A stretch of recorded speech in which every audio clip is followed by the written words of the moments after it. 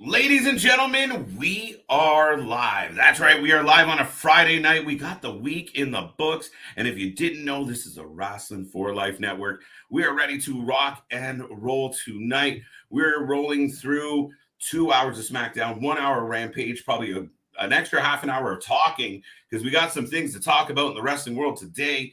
And you know, it's a Friday night. We might not go home. I glitched. But yeah, we might be here all night, folks. We're going to have a lot of fun. I can't wait to see what happens. Obviously, the crew is here. You never know who's going to pop in. And until then, we'll see what tonight brings. Let's go.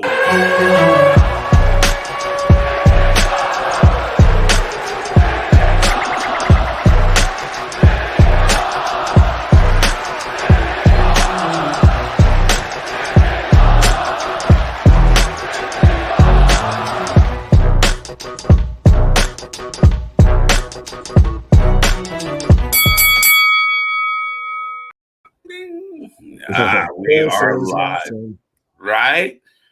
We are live. We are rolling, folks. And see, those Friday vibes got me a little glitched out in the intro there, but we got it back. The Feel Good Friday. That's the mark that down. People have been here since like day one. That's the first, glitch in the matrix we've finally seen of KJ since he doesn't leave his little box ever. Right. There you go. So I am human after all. Not a bot. But folks, yes, like I said before the intro, we have 2 hours SmackDown, 1 hour Rampage. You are going to be hosted and hopefully entertained by the one, the only, every night KJ White, the Iron Man of YouTube. Thank you for all those, nicknames, Nick. I appreciate them all. Yeah, you're welcome. I'm KJ White, and we're going to roll through. And I'm with the Baron of Banter, the Master of Mischief, the one, the only, Big Nick Heyman. How are you tonight, sir? I'm doing fantastic. I'm excited because I think it's going to be a hell of an interesting night tonight. First, I was going to call us the maximum male models of YouTube, of wrestling YouTube. Don't do that. Yeah, let's not do that. We're getting them tonight, though. That's for sure. That's going to be a low light tonight. But we're also, what if we get Vince tonight? We know we're getting Roman coming back. So, Roman's coming back while Vince McMahon is out of there, Maybe Vince comes out and does an intro for him. Well, that's the thing is a lot of people are talking of, even still after this, does he still have that big of an ego? Is he that just tone deaf that he still comes out and does the then, now, forever together? I don't care what they say. I say forever. Right. Vince out. Drop the mic. He just starts reading off charges that they never got him for. Just fuck y'all. If you're going to expose my shit, I'm going to expose everything. I'm out. I'm sick of this shit. Ungrateful bastards. Right? But it really does seem like a bit of a power play. And I think we kind of buried the lead a little bit on this one. But for those who aren't up to speed, we came on a bit early tonight. We're going to talk about the shows. But more importantly, we're going to talk about some breaking news and some news that's been circulating all day long. And we'll probably talk about some other random things as well. Yeah, this is the secondhand smoke version of the podcast before SmackDown starts. There you go. It's the hangover edition. Yeah, the afterburn. All right. Burn. Thank you. So Vincent Kennedy McMahon, he, we already knew that he was in some hot water. He was being investigated. Stephanie was interim CEO and chairwoman. And now we literally have the story evolving to multiple women. I believe 4 is the number I read so far.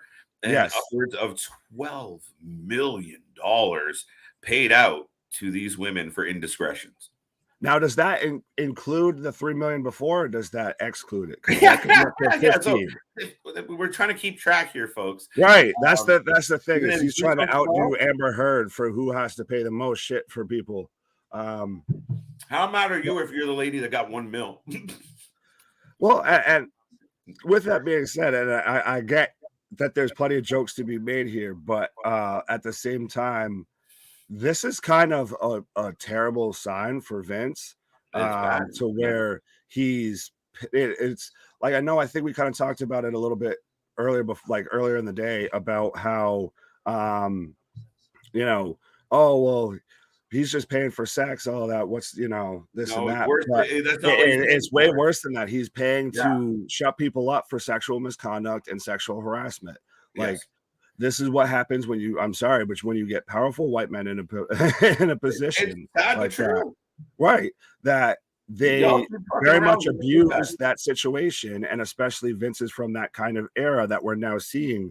Everybody has issues in their past, has skeletons in their past, and I think this is kind of the final nail in the coffin, I think, for Vince.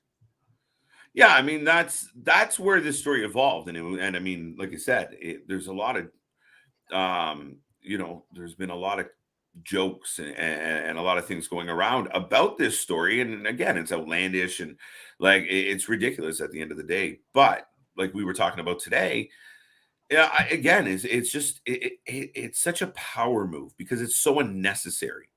Like you are a fucking millionaire. You can walk into any establishment anywhere, go anywhere, do anything, and have all the women throw themselves at you. But no, you need that control, that power. But then up to $12 million, like that's bullshit. Like I said to you today earlier, like there's legitimately people out in the world starving and people without clothes or clean water or a whole list of shit, and you got assholes dropping $12 million on frivolous bullshit. Oh, like, yeah, it's ridiculous that he has that type of just money to burn. Have a that he can, right? But that how does that make you feel being a woman in that locker room, seeing how this happened to this was at least I think one or two wrestlers at that time, yeah. And when they got they denied his advances, they got either a demotion, released, sent down the card, what have you. Like there was retaliation for all of this, and did you see Mickey James' tweet kind of in that vein? Oh yeah, right. Oh, well, I guess that's why I didn't get a raise. It was like, oh shit, right? Like that's kind of this. It taints your company so bad, Nick. Oh, it leaves such a bad taste in their mouth. And I get us as wrestling fans, we kind of oh, well, it's Vince being like, we kind of expect that with Vince, or we just kind of make it so we kind of, like we said, we crack jokes about it, oh, there's, try and find the lighter side of it. But this is such a big black mark on the company's history, and it kind of feels like it's trying to get swept under the rug. Well, it's definitely trying to be swept. Well, the list of NDAs would explain that it's trying to be swept under the rug. Right. But I think for me, it was all fun and games and all shits and giggles when it was two consenting adults that entered into agreement. As fucked up it is as it is. I mean, in a world of prenups, okay, fine. It was like an alimony, right? Like we had a relationship. Right. Make sure you hit her with a prenup. Right. So you didn't hit her with the prenup. They dated for 6 months in US. That's $6 million. Here you go. Bye. Right. I don't know. But at the end of the day, it was two consenting adults that had a relationship. Was it seedy that he was like, now do my friend? You're like, what the fuck? Like, what is happening? But sorry, just to finish that thought, real long point I'm making. You literally have that all evolves into something different when you start reading this part of the story, where it was advancements and it was used to push certain people and pull down some other people, and it then completely evolves. It's not just about two consenting adults that entered into a situation and worked their way out of it, but at the end of the day, like this situation gets dark, and I only believe it's the tip of the iceberg. No pun intended. Yeah, that's the sad part. Well, and you kind of touched on it there of like when you hear stuff about like the first the paralegal that was initially the only thing that was reported about, to where she's getting passed off to Johnny Ace like a toy. That already just sounds disgusting to me. And then when you now hear about to where one person was coerced into having oral sessions, and I'm not talking about a podcast with Vince McMahon, and then to where Vince is sending a performer nudes of himself unsolicited. Yeah, what the fuck? Right. Hold on. Time out. Hard stop. Vince McMahon dropping fucking dick pics and selfies. What the? Well, fuck? he's the genetic jackhammer. Of course, you got to show off the hardware. Yeah, right? The true question of the day: did Johnny Ace take the pictures? I mean, probably. Do something strange for a little piece of change.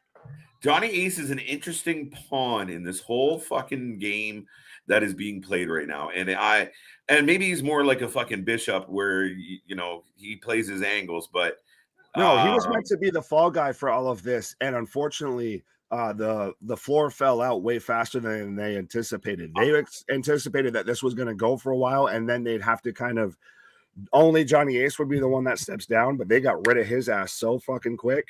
Like we talked about on the podcast, that this is a board of directors decision on all of this. Which, by the way, go and check out our podcast that we did last night. Yeah, it's fire. Oh, absolutely. But that I think Johnny Ace was supposed to be, you know, kind of the guy that took most of the heat on this, and instead that gave way real quick, and now everything's coming out about Vince. Like you mentioned it earlier about how we thought it was bad enough just with the hush, the $3 million hush money and everything, that was enough to get Vince to step down, and they were investigating him. And then now we have an additional or potentially additional $12 million to 4 other women who were paid hush money and signed NDAs. Yeah, no, it's completely mind-numbing to me. Now, real quick, we've been on for about 10 minutes now, and being that it's me and you, we're not paying attention to the folks at all. We're so selfish. But real quick, Chris Leclerc, good to see you. Thank you for being here. I'm blown away, sir. They say you can't teach an old dog new tricks, but Chris opened the show like he has very often. But tonight, there's no Bailey in the comments. I'm proud of you, sir. Yeah, we're making steps now, baby steps, but we're making steps. Right. Liv Morgan's opening Friday Night SmackDown. Yes, she is. That'll be interesting. We'll get the champ right away. And you know they're advertising Ronda's here, so you know where this is maybe going. Does Liv give the belt back? No, I think they have a match at SummerSlam, and that's what sends Ronda home. All right. That's a tough one, man. Or unless you get Bailey that comes back at SummerSlam, and then she feuds with Ronda while Liv does her own thing with the title. But yeah. It's funny because I was looking for some art for tonight's show for like the SmackDown, and the poster I found that they had put out for when they were doing the ticket release, it was on the one side of Roman, it was fucking Charlotte, Sasha, Naomi. I was like, oh shit. Oops. Yeah, now you see that they're removing them even from like YouTube videos and all of that. That's fucked up. Like that's to me, it's childish. Like the WWE acts like a scolded ex-lover when they fucking when shit goes down. They just start deleting all your shit. They got you. They send your shit back to a garbage bag. They are the Amber Heard of professional wrestling. Yeah, just fuck you. They badmouth you. They tell everyone your shit wasn't good, that you didn't perform well, that you were difficult. Like what the fuck? Oh yeah, Keith Lee was difficult to work with. The nicest man that I've ever seen. It was difficult to work with. I love that because he didn't want to be Bearcat. Difficult to work with everyone, right? Right. Oh yeah, it was difficult to work with. Yeah, because he knew your shit was crap. I'd be difficult too if I was sitting there going, "Fuck, I'm the smartest guy in this room, and I got to listen to everyone else but me. I hate all of you. Yes, I'll go get set on fire now. Fuck all of you. I must be difficult. Yeah, because I don't want to be like, ugh. Dumb shit. Bust out the Jim Cornette. Thank you. Fuck you. Bye. Wow. Yeah. There you go. Shout out to Big Jim. What up, Braden? Rally Sport. Good to see you. Thank you for being here, buddy. Hey, KJ Nick. You're on early. Yes, we are, because we just fucking like being here, guys. We're always here. So it's like professional wrestling. We never know when big stuff's gonna break. Like we didn't know when the whole Vince stuff initially was gonna break, just like today. We were even talking about how if only we just did the podcast and then all this stuff comes out. Like that would have been nice. Thank you, Vince. We would have gone 2 more hours. We've been 5 hours long instead of 3 hours long. That's highly plausible. But I mean, literally, we just like doing the stream. Like that's what I like about doing the channel with the fam is, we put that article up today in their group chat and we're talking about it. And then it's like, yo, do you want to do this early? Yeah, fuck right. 15 or 30. 30. Yes. All right. See you there. Like, what else are we going to fucking do? We just like seeing everybody. Right. So speaking of everybody, Rally Sport, he had more to his comment, not just about us. We're so vain. The Vince thing. Wow. Do you realize he not going anywhere till the end? That Vince, he not going to resign or step away. I don't think. Do you agree, KJ, Nick? He might not have a choice anymore. He already did step down. And at this point now, if the board was already investigating him and this comes out in the Wall Street Journal, I believe, this is just even more condemning of Vince, that he is gone. Now, do they still let him have a big enough ego and let him showboat enough and just kind of, maybe it's just tone deafness, or is he just trying to make himself not now situation? Not now. That he goes out on, I could see it happening, that he goes out on TV. No way. Listen, I'll put it out there publicly. We didn't think that he would do it after the whole allegation. Does he have initially when that broke and it came out? That's what popped everybody. Do you think he can? Like, is it not come to the point where if he goes, I'm going out there, there's people that are going, no, you don't work here right now. Currently, you need to step aside. Like, is he even allowed in the building? If you're accused of this kind of indiscretion with staff, are you allowed to come back in the building willy-nilly? What if they let him come in, and what if we say like what we thought we would have gotten, and I know we probably will never get it, but an actual goodbye statement from Vince? No fucking way. I don't see it. No way. I get it very much, and I know it's reaching out there, but I still could see him at least doing something. I mean, we didn't think that he was going to come out after the allegations. I mean, it was released like an hour before the show that he was going to come out. Touche. And we 100% did not expect him to fucking show up on Raw in addition. Right. And skipping and jumping off the fucking ring steps. Yeah. And that's the last lasting memory we ever get of Vince. Him skipping down the steps like he was a, it just shows like Vince tearing his quads. It shows him hopping off the steps, and you get that Creed song, "Hello, my friend," with me. My sacrifice. Yeah, right. Okay. That's funny as shit. Boss Monster, what's up? Good to see you. I know he's always livening up the chat, so thank you for being here. Totally agree with what you're saying about Vince, KJ, and Nick. Absolutely. I'm going to skip that one just because it's close to it. KJ said tip. Yeah, I caught it too, Boss. And I thought just to see how it feels. Right, just a little bit.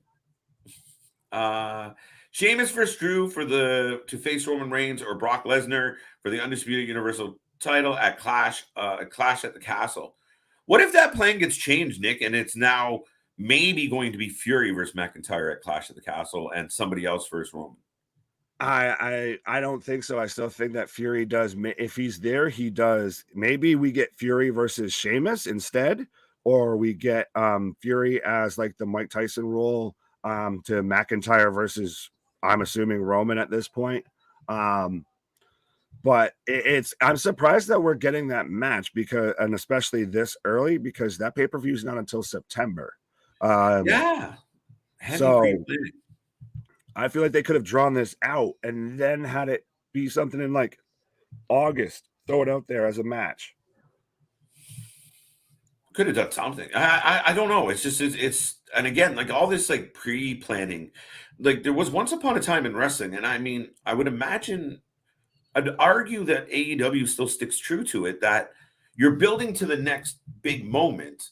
You're not building like to the moment and then past that moment, right? You might have like, okay, a match in 2 weeks, but for the most part, like we don't want to be talking about the next pay-per-view. You're trying to sell tickets to this one.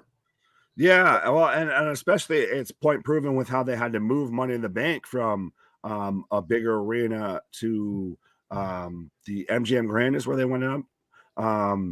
So it's telling that they're booking so far down the road that now we're starting to see lower number in ticket sales. We're starting to see lower attendance numbers because people already know what's coming 2, 3, 4 steps down the road. Yeah, and I mean, I think that's the one thing where people are like, are they ever going to change? Is anything ever going to be different? And I always say, well, they make $1 billion. But the one thing that affects them is people not going to the arenas, not buying the merch at the merch stands because they're not there, people not buying their shows. Now, granted, they're still the highest rated wrestling show in the world. But at the end of the day, if the ratings continue to drop off, if people keep finding a reason to click over to another wrestling program, eventually the tides will turn. We've seen it before. It does take time. People are kind of dismissive because it's not instantaneous, but right. I understand, the younger folk that want everything right now, but give it time. I mean, if they continue to putter and the competition can, whether we love it or hate it, if they continue to put on things that people talk about, it's going to change. Well, like I said, to me, it's a wrestling war that unfortunately it seems like both companies are trying to lose. We've had our fair say of negative things to say about AEW, but yeah, if WWE keeps trending in the negative, and now especially like I think you shared it to where it looks like Sasha, Naomi, and even Paige or Saraya, I believe if that's what she wants to go by now, are all potentially lined up to sign with AEW. So I think now is maybe tied in with this whole Vince allegation thing that now we start to see very much a shift and a change in the women's division of maybe we start seeing people go to other competition, realizing that maybe this might not be the safest place to go. Yep. And the wrestling world will benefit from it because it's not just AEW. Everyone always talks about AEW and the Pages and the Sashas, if it's true, would end up somewhere like there. But there's other people that are going to move that aren't those names, but are going to end up in places like Impact, in places like NWA, in places that, fit kind of where their stature stands, but they're going to make those shows better. We've already seen it with Impact. Where I was going to say, look at your girl, Taya Valkyrie. Taya Valkyrie, Big Cass, Heath, the list goes on, the Bennett, Maria, like there's so many athletes that are former WWE. Scott Macklin, too. Scott Macklin, like, we've watched Impact shows that were all WWE people from start to finish. It happens, but they've done well, and they've used those people and some of the, even back scenes guys to make the show. It's a quality wrestling show, regardless of the production value or whatever. They put on a good wrestling show. They put on a hell of a pay-per-view. Oh, absolutely. Well, speaking of Impact superstars and female Impact superstars, did you want to talk about the whole Jordan Grace Twitter situation? Okay. We will get to that real quick. I just want to catch up on these before the show begins. Sorry. Louis, hey, it was funny. We made it through like a couple, folks. We're getting there. Scott, good to see you. Thank you for being here again. Always a pleasure to have you. Louis, welcome back, big guy. How are you doing? I hope you're doing well. Who else we got? Oh, howdy, gang. Some love, some Louis. I like when the fam shows the love. Much appreciated. And I guess it kind of helps with us when we kind of go on tangents and they just start talking long-winded answers and everything that the chat can kind of talk amongst themselves. Yeah, I know exactly. Like, will these guys ever shout? I don't know if Bailey returns tonight or SmackDown next week or SummerSlam. None of us know. That's been the ongoing thing about Bailey. It's been a battle. So we'll find out together. We'll watch tonight, and at the end of the night, Chris, we can go, fuck, it wasn't tonight. Maybe next week. Yeah. Right. This is the return that never ends. Good news is on. Yeah, exactly, right. Doing well. The good news about the chat was that most of it was, just love. So it was pretty easy to get through. My favorite show tonight.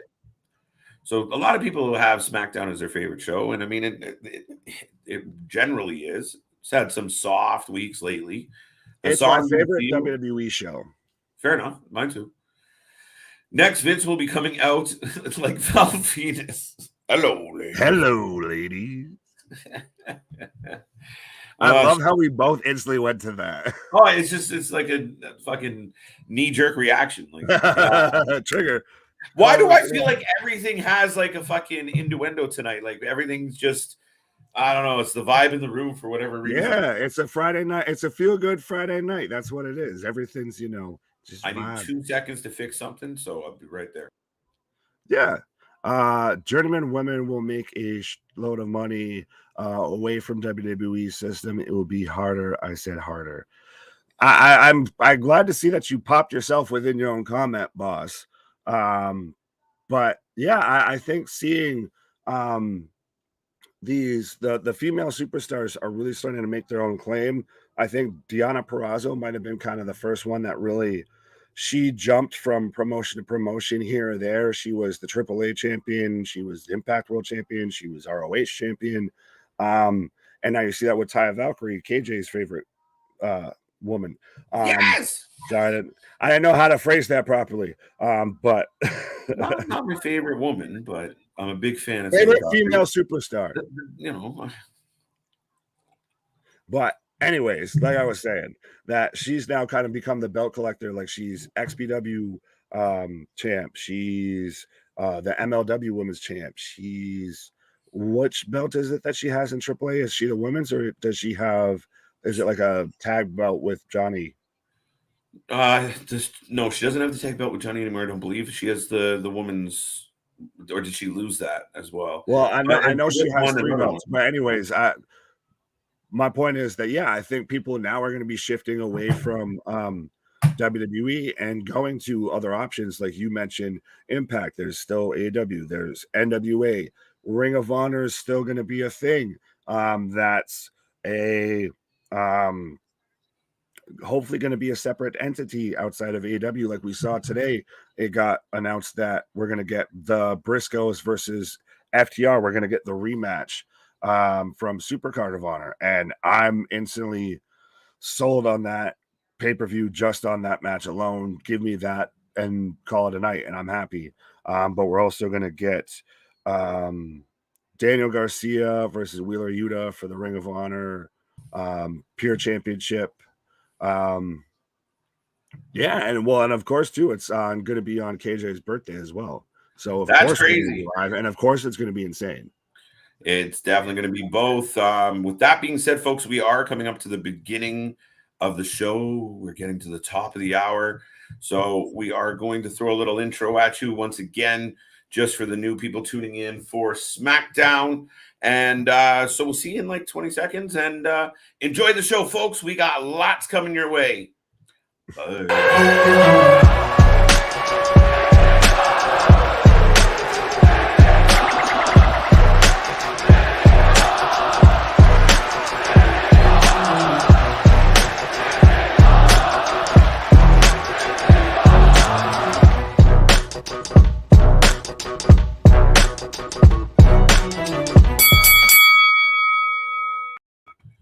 Ding, ding, ding. We are live. We are ready to go. And yeah, we are up and rolling, folks. SmackDown tonight. Rumor is we're going to start the show off with Liv Morgan. So let's go. Let's see what the champ has. Let's see if it's who comes out to have a conversation with her, if anybody. Only time will tell, folks. So welcome to the show. We are the Wrasslin for Life Network. I am Every Night KJ White. That is Big Mouth Big Nick. Thanks. That's real fitting to call me that after the whole Vince allegations came out today, like I said, about where a female entertainer was coerced into having oral sessions with Vince McMahon, and I'm not talking about a podcast. So yeah, thanks for calling me Big Mouth there, pal. Yeah, no, that's kind of funny. Bad timing. I hadn't gone that direction with it. So yeah. My bad. I had connected those dots. I was just, you're known for your gift of gab. Yeah. What do we got going on? Judy Man, women, no, we got that one. Always been a SmackDown guy. Never really cared for Raw. Once upon a time, Raw was the shit, though. Yeah, and it's slowly and I almost want to say drastically, to be honest, become the B show of WWE, especially I think since now that SmackDown's moved to Fox and Fox has tried to take this seriously and wanted guys like Roman, like Ronda, like Brock. They wanted The Fiend while he was still with the company, all to be on SmackDown. They wanted, to take it seriously, and I feel like the USA Network, because it's always kind of been WWE's home, kind of just treats it like an afterthought, like it's just the norm. Yeah, a little bit. And you know the deal. Thank you for being here. Thank you for joining us. If you are new to the channel, remember we are here. Well, you can't remember, but want to pass on the fact that we are here most weeks, 7 days a week, depending on the wrestling. And yeah, we don't stop. Right now, we're trying to figure out what to do this weekend because, I mean, it is a light wrestling weekend. So it's a different touch. So stay tuned. Click the little bell so you know when we pop up, but always check for us. And we do this Monday to Friday nonstop. We're here for all the pay-per-views, all your favorite companies. We try to cover them all, folks. So thank you for listening to that long-winded speech. And all women's Rumble match on SmackDown. Vince ends up on top. I like the new guy. He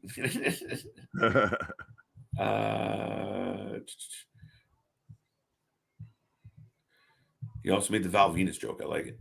Boss. EVE in the UK deserves a lot of thanks for the female wrestlers. Interesting. Not necessarily.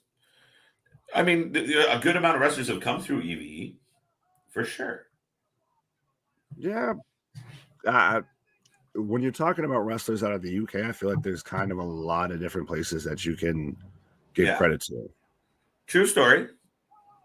And again, I mean, a good amount of credit goes to NXT for a lot of those ladies that went through there and really, I mean, you think back to early Sasha, early Bailey, and what they were when they first got there and what they came out as and what they became. You do have to give the company that kind of put that polish on them some credit. Right. But they've also managed to right. they still also managed to run off a fair amount of female superstars that they've built up. So 6 to 1, half dozen the other. Yeah, I mean, really, I don't know. Do you think the recent information that we received Instagram will do jail time? We received on Instagram will do jail time. If you're talking about Vince doing jail time, does it fall? Could it potentially lead to some type of larger suit? I don't think so because they've reached a settlement, so there's nothing. But criminally, no one's going to be pressing charges. So fair enough. I don't see where they would contractually obligate someone not to press charges. Is that a possible thing in your country? Well, I feel like to an extent that's slightly what an NDA is. Of that, if you're taking an NDA, you're obviously not going to press charges, and you're just agreeing that you won't talk about it. So I think that they've all been NDAs. That go ahead. Yeah, no, we are getting the #1 contender match for Clash. They're doing a #1 contenders match for a pay-per-view in fucking September. Yeah, that's nuts. That's way too far. Like I said, there's no pay-per-view in August, so why not have that as a big main event on a SmackDown? Yeah, like a month from now, maybe. Right. Like, what the fuck are we doing? Why is that happening now? Why are they like? Oh, we're starting to show off big, ladies and gentlemen. I don't know where everyone else's stream is at, but mine right now. They've upped the new AR. Look at this. Look at this. They've upped the AR, or am I crazy? I'm getting there. You might be slightly ahead of me. And did you notice that I think it's Corey Graves with Michael Cole instead of McAfee? I did notice that. I wonder what exactly the reason is behind that. Oh, God. Oh, did you see the new AR? Yes, I see it right now to where they're all with the head down. Okay, so that's just so terrible. Give it a second. It's so distracting and throws you off from it so bad. Listen, I think it's quite gratuitous, to be honest. It's a big old hip thrust in your face for everybody. But they've added the Usos to the AR, and it's even more of a grandstand. I mean, it would be really cool with his music in that if he had something, where like Apollo came out. And they actually made it look like a set, like a 3D, like they had the lions and the statues. Like him with something like that with statues and shit would be cool, opposed to this big girl. Yeah, just in the middle of the sky, all of a sudden there's a golden big dog. Right. True at Boss Monster. Hey guys, what's up? Dadala, how are you? Thank you for being here tonight. I imagine you're doing a review tonight for over at the Rangers of Wrestling. Check her out there, folks. Mary, good to see you. Boss Monster giving some love. Everybody. I like it. I like it. I feel like there we go. Roman with a beard, talking shit. Oh, he just looks so just relaxed. Just all right. I'm here. Just got that swag. Yeah, no, he's in a different place right now. Like it's crazy. He's crazy good. So there you go. Anthony, good to see you. What's up, big guy? Thank you for being here again. There we go. There we go. There we go. The love in the chat is amazing, especially by the regulars. It's great to see. Looking forward to Drew McIntyre versus Sheamus. The winner gets Brock Lesnar or Roman or Brock Lesnar. I think I already read that, but thank you, Damien. No, I think someone just asked the same question. Oh yeah, well that's what we're all thinking. I hate this. I fucking hate this right now. It's bad. I don't like that it's now. I would like this, like we've talked about, in say like the middle of August. You know, give me this a week or so removed from SummerSlam, while we're getting closer. You know what you do? You have them be pissed off at each other like they had already started heading into Money in the Bank, right? You let them kind of go back and forth for the next couple of weeks. You put them in a match at SummerSlam, like I don't know, call it a fucking Irish street fight for all I give a shit. And you put them in something at SummerSlam. It comes out whatever, and it allows them to kind of get to a point where the next week after SummerSlam, they're still kind of seething, and somebody says, "Fuck it, we had enough. This is what you two are going to fight for the final time, but it's good, we're going to put this beef to bed, but we're going to put the number one contender up. Now we're heading towards Clash. They have a reason to fight. It's so far away." Oh yeah, absolutely. You build a feud up between these two, like we've talked about in the couple matches that they had leading up to Money in the Bank, of how we'd like to see a feud between those two. Granted, it might be something we've seen a couple times, but do you see what I see, or am I still slightly ahead of you? I've got Roman holding the championships up right now. Okay, tell me when you see the dude in the background. And I'm on commercial, so when you catch up, wow. No way. Theory is here, folks. Theory is just ominously standing in the tunnel, staring at the chump. Will's favorite superstar, Austin Theory, is sitting there just staring menacingly at Roman Reigns. I like it. Stroking the Money in the Bank briefcase. Now, I heard that he's, I guess, already kind of announced that he's going to try and cash in at SummerSlam. I cannot confirm or deny that, but I mean, would you? It would make the most sense to me after Roman and Brock have a last man standing match. Exactly. But do you think that he actually cashes in and is successful? Do we get an Austin Theory title run right now? Maybe. And then this is, what? Theory runs with the belt. They test the water. This is how they think. I think. They what? Fuck it. We'll let Theory fucking take the belt. Roman doesn't want to be here anyway. Brock doesn't want to be here. So Theory will run around. Maybe they can get Brock to stick around a little bit, but I don't think Brock would agree to go under Theory unless he sees what everyone else sees.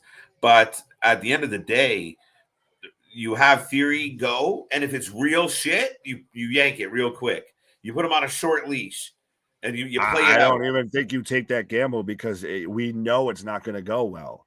That's one of those things that there's no chance that it might go well. Yeah, but they don't think it's not going to go well. This is also they expect this guy to be one of the biggest baby faces in company history. Now that could just be but he's not there yet. Right now, he's. I agree with that. Right now, he's at the heel. He's right now in the John Cena, Roman Reigns kind of push stage to where he's people hate him. They don't want him on their TV screens, yet you're still trying to push him. Except I think this time, hopefully, they try and stay with him being a heel, because I feel like it works somehow. I don't see with a man with that much of a punchable face is a baby face. Switching him baby face is a fucking horrendous idea. There's no what, just on basic level of just you take a person off the street and say watch this guy for 5 minutes and tell me if you feel like he's a good guy or a bad guy. 100% of the time, if not 9 out of 10 times, you're coming up with, oh, he's a heel. And right. Well, and that's part of that's part of the thing, though, is that especially because we know he's kind of a company-backed guy, that instantly makes them a heel in the fans' eyes, regardless of what you do. Your baby faces are going to be your up-and-comers, your came out of nowhere and caught fire, like your Daniel Bryans. Shit, I'd even kind of throw Rusev Day into that or Zack Ryder to guys that got super over on their own. And then you have the, corporate machine picked babyface, like Theory. What they're trying to do with Theory, like how they tried to do with Roman, and what they somehow managed to pull off with Cena. So I think that's part of the issue as well. Yeah, I got a little distracted because I'm getting American commercials, and there was Dave's bread, and like it's Boogs on the bread, and he's fucking pretty much. It's Boogs on the bread. It was tripping me out. Check it out. Boogs is the mascot for Dave's bread. He basically does look like it. It's he's got that Old Spice. Right. We haven't seen Roman versus Drew. I feel like I have. Yes, we did. Okay. Not just me. Yeah, no, we have seen that before. Yeah, that was I want to say almost close to a year ago now at this point. It's been a while. Did you all see the sign? Now, this is funny because I didn't see the sign, but said spoiler, no Roman match again tonight. I didn't see that, but if it was a sign, that's awesome because Roman's just tax people. Is it just me, or does Theory look like the donkey from Shrek? I need a side by side there, Grandmaster. Thank you for being here as well.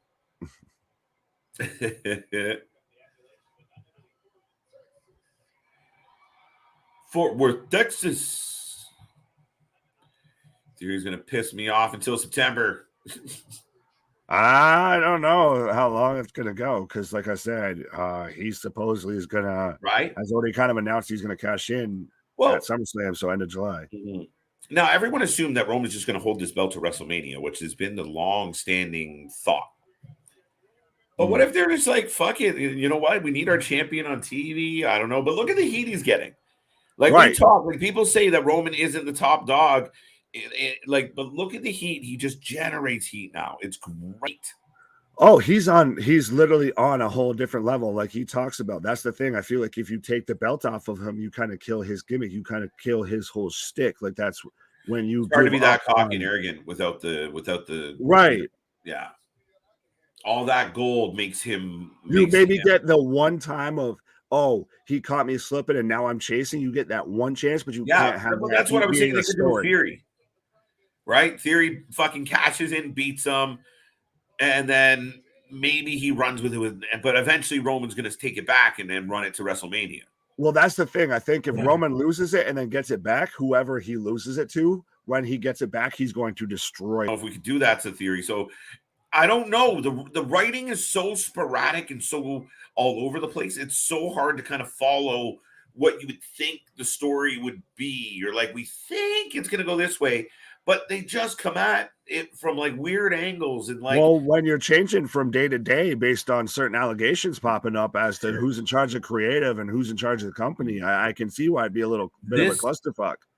This could be the moment where, holy shit, the company's going to be different. You know, Steph, we're just going to keep you in your place. Now your dad's not around, though, so you are actually going to try this. But here comes Triple H, here comes Paul, here comes reinforcements. I heard rumors that they're starting to talk to indie guys again, almost instantly, within a couple weeks of all this happening. Maybe this is the dawn of a new age for the WWE. Maybe. Or it could be the downfall. Well, when I saw that they were starting to talk to indie guys again, versus just everybody has to just have an ex-athlete background or something, it kind of brought me back to how the Black and Gold NXT kind of felt of those days a little bit. So maybe with Hunter being more involved and Vince now has to go away. Like there's no 8, 10, 11. You're kind of hanging around doing this, that, or the other. No, you go away. So maybe we get like you said, a bit of a coalition of people trying to actually finally move this in a different direction. Nice. You got to give us some live feedback on the November 14th show, sir. Bryan Danielson might have to retire again because of concussions. I've heard that story. It could just be speculation. I haven't heard anything solid yet, but we know his history. And again, it might be another case of Vince kind of went, I told you so. With Jeff Hardy, Bryan. Like if Bryan is done with concussions, they're like, this is why we didn't want him jumping around. He wouldn't listen. I hope to hell not. I hope not either. He's my favorite. Which I sound like a kid, but he the Mark side of KJ, that's my guy. Like I think he's the best doing it, and disappointing. Sorry, I think we're getting the whole Roman, kind of questioning Paul again. Yeah, because that's what I've got right now. I'm trying to catch up. He's making Paul pump his tires. Well, I mean, that's fitting. For a second, when I saw Paul shaking and everything, I thought, are we going to do the whole questioning Paul's allegiance again?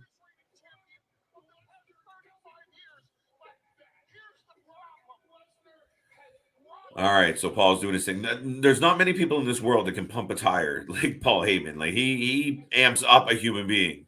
Oh, you'd love to have a Paul like someone that I idolize to be that good. Yeah. On the stick, whether it's doing the show, anything like that. Like that man is the GOAT when it comes to like cutting a promo. Are you a Nick Heyman guy? Is a better question, Louis. Yes. A Nick Heyman guy.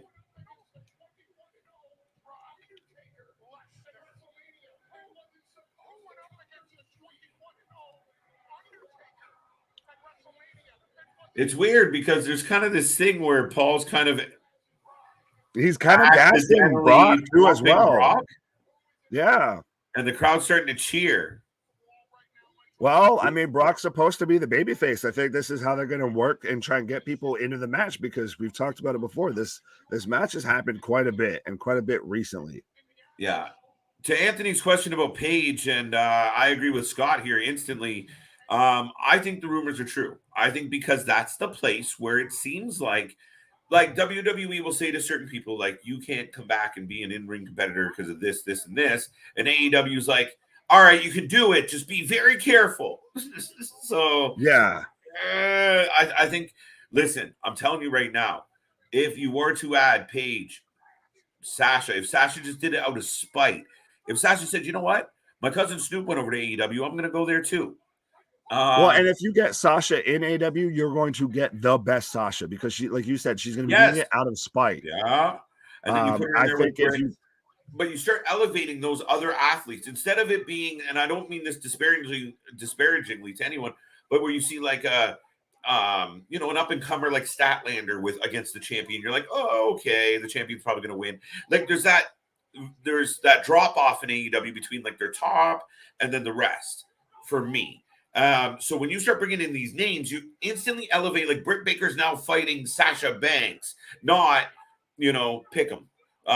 So to me, it would be unbelievable. Like the place would explode first off, but I think they could almost come out as heels with really bitchy attitudes and really dig in and be like, we're better than this. But we'll see. Yeah. Well, and like I believe you said there of like, so if you get now Britt Baker versus Sasha Banks, Britt Baker instantly feels on an entirely different level.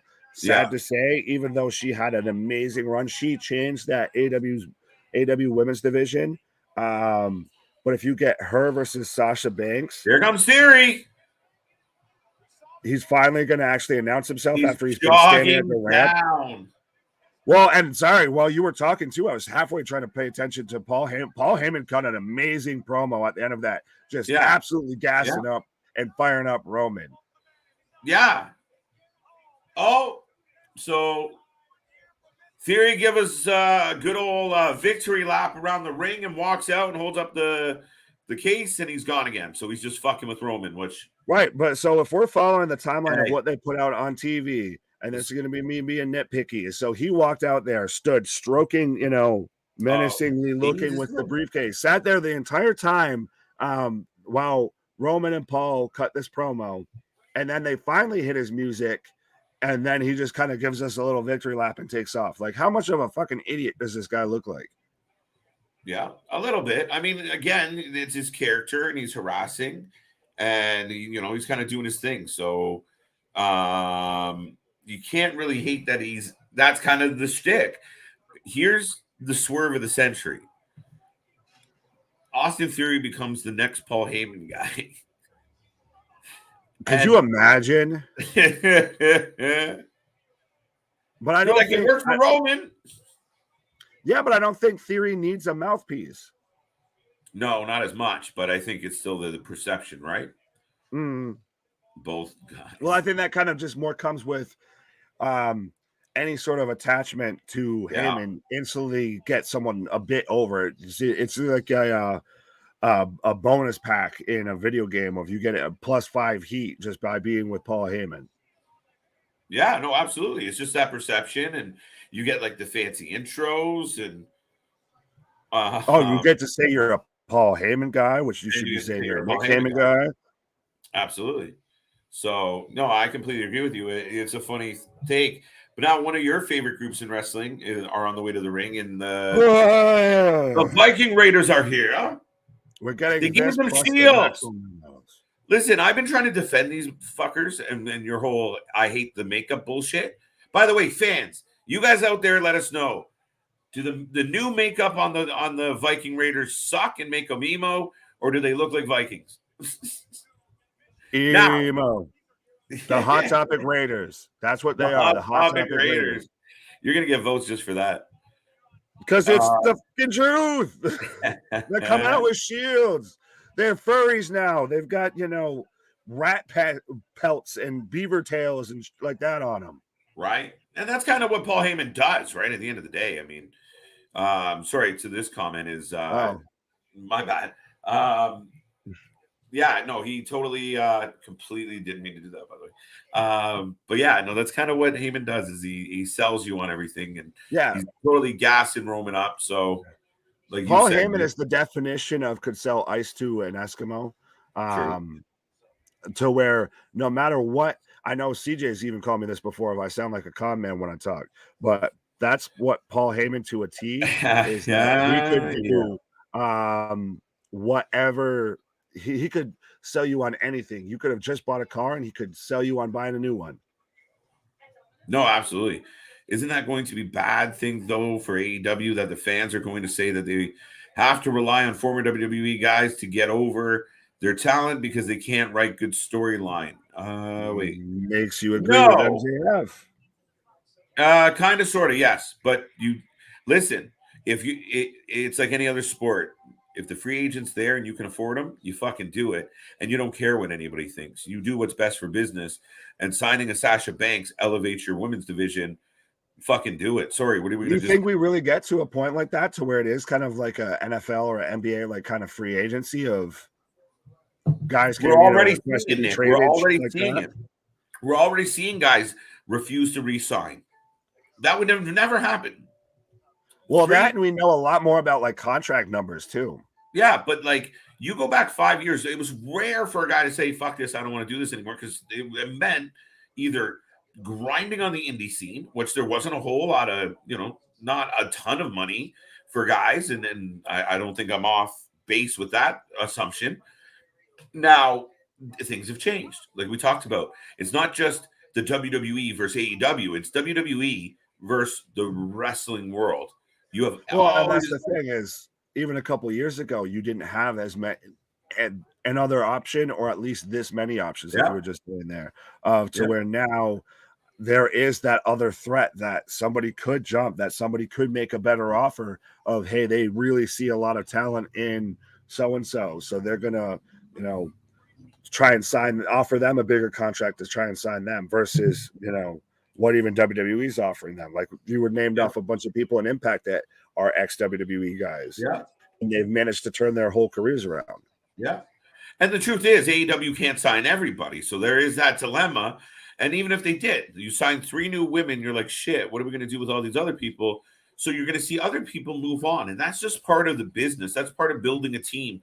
You put your pieces together, and sometimes you gotta trade a prospect and bring in a veteran. It's just the way it works. And if the goal is to get there, you got to make these moves. And I get it. And to Anthony's point, I think the definitive answer for me when it comes to the storyline part is that's the bread and butter of all this. You can sign all the fucking people you want, but if you don't give them solid, consistent, meaningful stories, they fizzle out here too. And we've seen certain stars fizzle out. So that's their opportunity, because now you got the talent. You have no excuse not to give us a good show. The talent level comes up. You have to write to it and deliver. I was gonna say, speaking of fizzling out, we have a fizzling out tag team match in the ring right now with the Viking Raiders, the Viking Experience, the War Raiders, the War Machine, the Hot Topic Raiders versus Jinder Mahal, former World Heavyweight Champion, and Shanky, Big Shank in the New Day. So this is going to be interesting. How do you have like this big bulked up Jinder Mahal and this giant man next to him in Shanky, and to think you guys should be the comedy part of the show? Because they're foreign. Like, it's so fucking bad. And again, I mean, there's no reason for it. The most they made off an indie show was 280. There speaks to the point that I was making. Ricky, was that before or after you got hot dogs and popcorn, leftover popcorn from the concession stand? Right. The Viking guys look good now. See, in his opinion, got the God of War look, and at least that God of War. Fuck your emo. It's God of War. No, it's not God of War. Kratos had red and white, not freaking eyeliner. Oh, look! And at least listen, I don't give a fuck if they were wearing burlap sacks. They're acting badass. I don't care if they had the Ultimate Warrior paint. They just dusted Jinder Mahal. They beat a jobber at this point. That's what we were just talking about. Sadly, unfortunately, Jinder Mahal is a jobber. Jinder Mahal is an afterthought of a side story with Shanky and the New Day dancing. That's where Jinder Mahal is on the card. So the fact that the Hot Topic Raiders beat him, to me, still says meh. Well, that match was quick. Yeah, I'm happy with that one. But it was all just to get to this. We all knew this was coming. Like, if they would have went over the New Day tonight, that's I could see a bit more of your point. Like, now, where I have an issue, and this is where when I'm trying to defend the Viking Raiders, where I'm losing this war against you, is I don't much care for the fur, especially when you turn heel in the summer. What the fuck? Right. They didn't need the fur. They could have still been Vikings without the fur. But I hate the fucking shields. If I hate the sword, if I hate the fucking batons, everybody's got a fucking weapon. And I get it. The instant answer out of your mouth, I can almost hear it in your head right now. Toys, I know, but it's fucking irritating as shit. Put them in the toys. They don't have to run around with them on the show. Right, I understand that, but we're talking about we've seen it before, I guess, enough with Vince of that they're just that ham-fisted that they have to shove it in your face.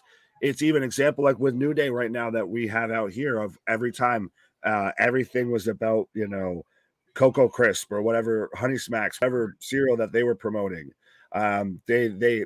We've talked about it with like the Pizza Hut matches, the KFC matches, the zombie match that they had with Damian Priest and The Miz, that they have to shove the commercialism down your throat. So the New Day now have ass-beating tickets that they want to cash in. Oh. Ass-beating tickets. We couldn't just say, you came down and beat the shit out of us last week with your stupid shield, so now we want to come back and kick your ass. Right. You have to have ass-beating tickets. Buy a ticket, take the ride, I guess. That's I guess why they're the Viking Experience. Yeah, apparently they're going to get a refund on this. Yeah. Big time. I like it, dude. I know you don't like the face paint, but they're fucking shit up, and that's what they should have been doing all from the beginning. But yeah, I feel like it's, I guess, at this point now that, like you said, that they should have been doing it from the beginning, that they've now had so many different changes and they've blundered them up so much. These were the guys that would just take like a single punch or a drop kick and would be out of commission and couldn't compete in a match. And now they're supposed to be badasses. Like they've already sunk them down so low that to pull them up, it's going to be hard for me. Well, they started well. They're beating the shit out of the New Day. So they left the New Day. I mean, they're not coming out to candlelight. We're good so far. Look, Ricky with his idea, right? Lesnar and the Raiders. Everybody's been thinking that would have worked without the eyeliner. Listen, the man gets a ponytail, and everyone's like, "He should be the Viking. He should be with the Vikings." Well, he kind of amped that whole thing up. Oh, are they saying this is why Pat's not here? Yes, this is why Pat had the neck brace on at UFC. Yeah, so it was a precautionary measure. Yes, because he took an end of days on the floor, but he wasn't missing the fights. Oh yeah, well. But picture that you're going from Money in the Bank to right now you're walking into the main event of UFC, and then you got the Undertaker's entrance. Stylebender's doing that, and I guess he did confirm too that Nick Kaun was there as well.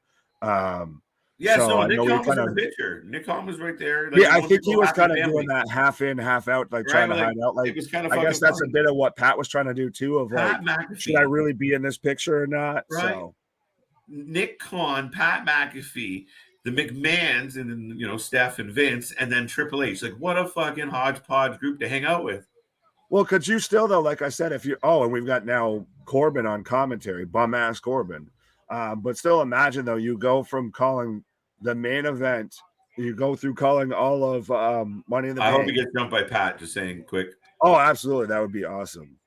And then go to the UFC fights, and you've got so many celebrities around you, and your front row, like you're literally right there. Like I think he met Joe Rogan there.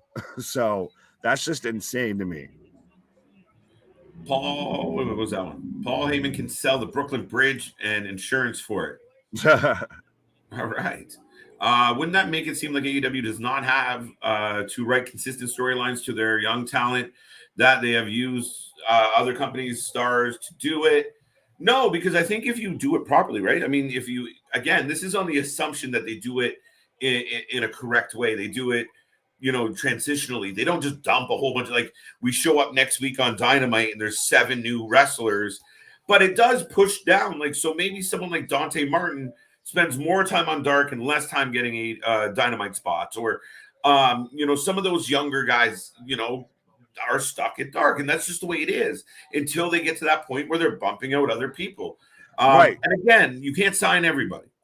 Well, and we've seen that whole list that's coming out of guys that are, and they're going to lose a bunch of people. That's your point. Yeah, that might be not having their contract renewed, and most of them, to be honest, are very much more, I guess, a better fit for the Indies, maybe for Impact, maybe for GCW, maybe Ring of Honor, maybe NWA, stuff like that. Of AEW is trying to sell itself as competition with WWE and WWE only, right. As they want to be at least the 1A to WWE's 1B. If not, they want to completely be number 1. So I think, like you said, you have guys like your Yutas. Maybe he does stuff on Ring of Honor versus Beyond Dynamite. Dante Martin, maybe he goes to Ring of Honor or Dark. You have some of these guys kind of fall back and kind of actually make Dark feel like it's NXT, of you still want to tune in and watch it, versus I'll catch it when I catch it. Someone will let me know about it. And then you have Dynamite feel like a pack card every night. Maybe we see them expand their show length a little bit. Maybe they do 2 hours on Friday and actually try and compete a bit more with SmackDown versus just getting the aftermath. Right. I mean, Theory's going to do what he's doing. I don't like the makeup. Mary's with you. Scott's with me. They look like something out of Diablo. Listen, I go to the show, like the show Vikings, and like you have the characters like Loki and that, and that's what it was, the black makeup around the eyes, and so I like it. I mean, maybe I'm the only one that saw Vikings. I doubt it, but check it out on the History Network, folks. It's a lovely show. But yeah, no, I mean, I think I don't care. They're just beating people up. This is the tag team that was losing matches by default because they got punched prior to the fight is fucking nuts. Like, oh, they got jumped in like next to the ring and they couldn't recover. They were about to take a fucking pile driver and maybe a power bomb and some Irish whips, but a few punches before match. Nope, they're out. They're out. So at least they're not looking like complete and absolute jokes at this point. They're doing something.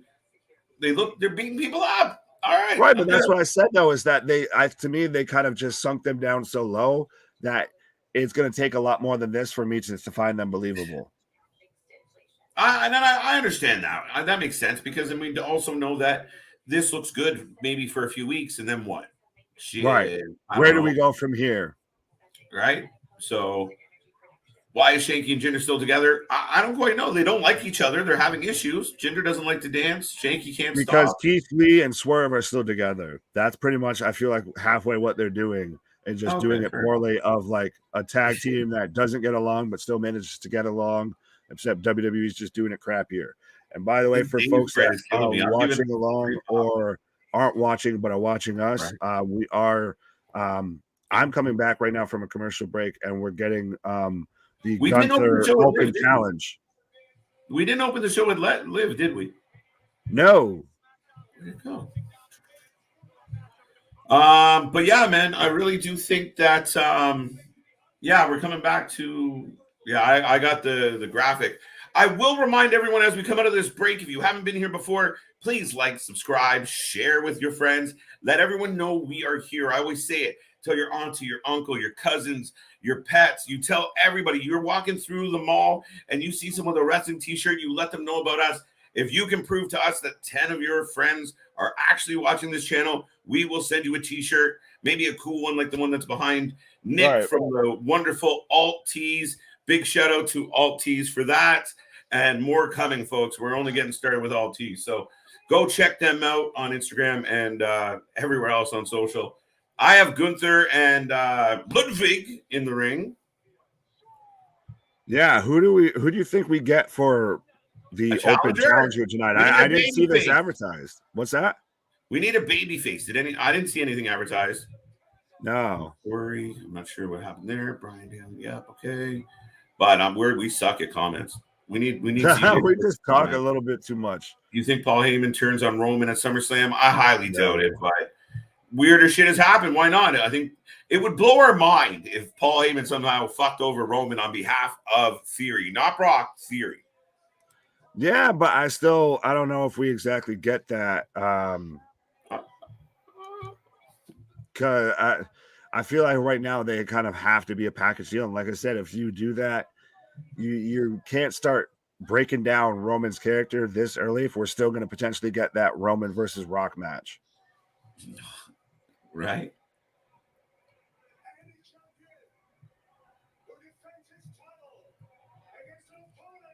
I like Gunther, man. I wish he was still Walter. Also, why did they do the Bo Leave run? Because Bo Leave was awesome. Bo Leave was underrated, and Bo Leave was talented, and they Bo fucked it up. Because he's Bo Small. So they did not believe in his Bo athleticism. Because it was bullshit. It was bullshit. I don't know. I don't get the whole way over the top red with Gunther and Nakamura versus Gunther. Let's go. Oh, look, Corbin's giving us his best Pat impression. It's kind of actually entertaining, folks. I know we hate Corbin, but what he's doing right now, I like it. Oh yeah, well I think somebody mentioned it too. Fucking time. Sorry, Nick. That Corbin and Pat have history all the way going back to when playing for the Colts in the NFL. Listen, so they kind of backslid into some long-term storytelling. Yeah, okay. Because I know it came up yesterday, and I know a fan said it too, and I saw a couple people say it online. This whole fucking long-term storytelling. Get the fuck out of here! Like they knew backslid into it. Right? That's the way right now with me. It's just backsliding into everything. Corey and Corbin are actually cool. Sorry. But yeah, if Corbin can't go in the ring, make him a commentator on Raw, please. Put him and Corey together. I think just what I'd like, and I'll be honest, and I know, 2 separate shows, but I like the consistency. Like, I don't like Excalibur, but I know how the show's going to sound. If that makes sense. But I feel like they look at each show as its own, like, almost separate. I get that, but they don't have enough talent. Yeah, that's true. Sign me up though for Nakamura. I like one of my favorite things. Like, obviously, a lot of people are huge Nakamura fans for obvious reasons.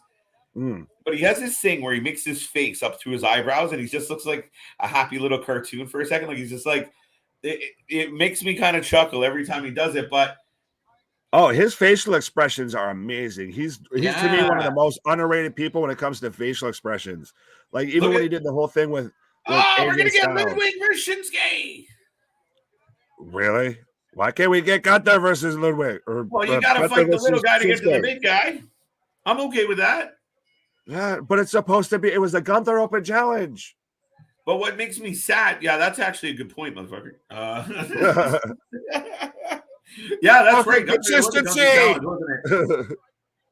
Oh shit! I love that move. The slide out, the drape over suplex. Yeah. But what makes me sad is I don't like. I want Shinsuke to win, but I don't want Ludwig to lose because I don't think it's good. Actually, I'm not mad at this. If we get Shinsuke versus Gunther at, say, SummerSlam, and see the Gunther, who's known for having the hardest chops pretty much in professional wrestling and just being stiff as all get out. And then you have the King of Strong Style, and they actually give them some time and let them go. I would take that happily. I think that becomes a solid intercontinental division. Yeah. And you don't gimmick it up. You just keep it straight. I mean, those guys, like the King of Strong Style versus a guy that's, like you said, heavy as shit. They're going to dig in. They're going to give us some fucking whaps and smacks, and it's going to look good. And I'm all for that, man. Absolutely. This is funny because it is kind of the same path. Babyface and heel, or heel then babyface, and then babyface forever. I don't know. But Austin, I think Cena has a babyface charm to him. I don't know if Austin Theory has that same babyface charm. Not yet at all. Like, we had to see Roman go through everything that he went through, and he just happened to follow on the heel side of everything. He's just worked so natural as a heel, of just kind of this arrogant prick of, I look like $1 million and I can compete like $1 million. But I think Theory's more on that type of level. He's like the Miz, where we've seen people compare him to the Miz a bit, or I've even compared him to Sammy Guevara. Of he just has this slappable face. You can't find a reason to cheer for that man. No, I mean, I get it. I really do. It's like I said the same thing about Sammy Guevara. Like, when he was kind of that baby face, everyone's like, "Oh, he's crazy." I'm like, this can only go so far because they're cheering for his suicide attempts. That they're not cheering for, like, him as a person. He comes off a little cocky and brash, and yeah, I mean, eventually he catches up to you. You are what you are at the end of the day. But I don't know. We'll give it time. But Nick, we're back in a commercial, and that means we're gonna take another quick at the. We're gonna take it. Sorry, I read the word quick, and we're speaking at the same time. Hi, Ronnie. Ronnie, good to see you. Thank you for being here. Ronnie, how are you? Bootios. Remember Bootios? Yes. Right? I remember they came out of the cereal boxes. Those are right. AZ Clark. Yeah, Clark, all the way from Tucson. Nice to see you. Thank you for being here tonight. Hope you are doing well. Shout out Arizona. Shout out Tucson. There you go. That was a quick match. It should have been. I'm glad for it. But the match was just non-consequential to get to our boys in the New Day, who also got beat up. So, hey, I hate the Shields. Did I mention I hate the fucking Shields? I hate them. I hate them. I hate them. You can't bring weapons. It's so ridiculous. But didn't Pat McAfee go to the UFC show with the McMahons in a full neck brace? Yes, he did. So I guess that neck's feeling a little stiff. He took the night off. Yeah, a little bit of whiplash, just it was a precautionary measure. He's fine. But yeah, I'm surprised to not see him on right now. I'm not sure if they've given a storyline reason or an official reason or anything. Right. But he could also just be taking a vacation. I know he's taking a vacation from the show. So yeah, that's true. You could just be, not wanting to do it. Pat McAfee and Corbin have history dating back to the Colts. Yes, Ricky. I love it. Long-term storytelling, if I've ever heard it. When you backslide into some luck. Fucking hell. I mean, it's good when you realize, hey, I was on the calls. Let's the story with it is that Pat was drafted the same year that the Colts signed Corbin as a rookie, so they were both rookies the same year and roommated together. So they do actually they've known each other that long. It's like the Mick Foley tapes, right? You get the Mick Foley tapes and you see them and you're like, oh shit, why don't we just use this? And that's what we want. We want more of that stuff, because now you're like, okay, these guys used to be roommates. Did they get along? What were they like? They hate each other now. So I'm all for it. More real, more feel to it, more blurring the lines between kayfabe and complete bullshit. Well, it was like what that video packages and everything that they did during the Thunderdome year, where they had with like Jay and Roman about the whole family and everything. I could see it, it's kind of like that. If they need something that actually feels real, that isn't just, some made up stupid storyline. Damien is looking forward to the Viking Raiders versus the New Day in a match at SummerSlam. I don't know if it makes it to SummerSlam. Maybe a pre-show match. Rude, but true. Gunther, yes. Anybody got a prediction, by the way? Well, never mind. Yeah. That was my prediction. Kinshasa. Nakamura with a 3 count. Yeah. As should be. Yeah. I kind of feel like, why is the heel there not cheating at all? Like, aren't they supposed to be bad? How do you just let your man get beat up? Like, used to be like if you were the bad guy was about to lose, the other bad guy would like mug, like, Gunther get in there, break up the count, and cause some trouble. But stop still, though, with Gunther being the ring general and what initially was, why am I blanking on the group's name in NXT? Oh, what was, dude? Imperium. What? Are they really? I don't know. We're gonna split them up already. Seriously? Yeah, they're like, fuck it, we don't need this. And meanwhile, as I was just saying, that it should have been a whole thing to where they could do like their version of a BCC with them. Where shit! Mamma mia, son of a bitch! What does he have to atone for his sins? Yeah, he fucked up. He lost, so now he's taking a beating.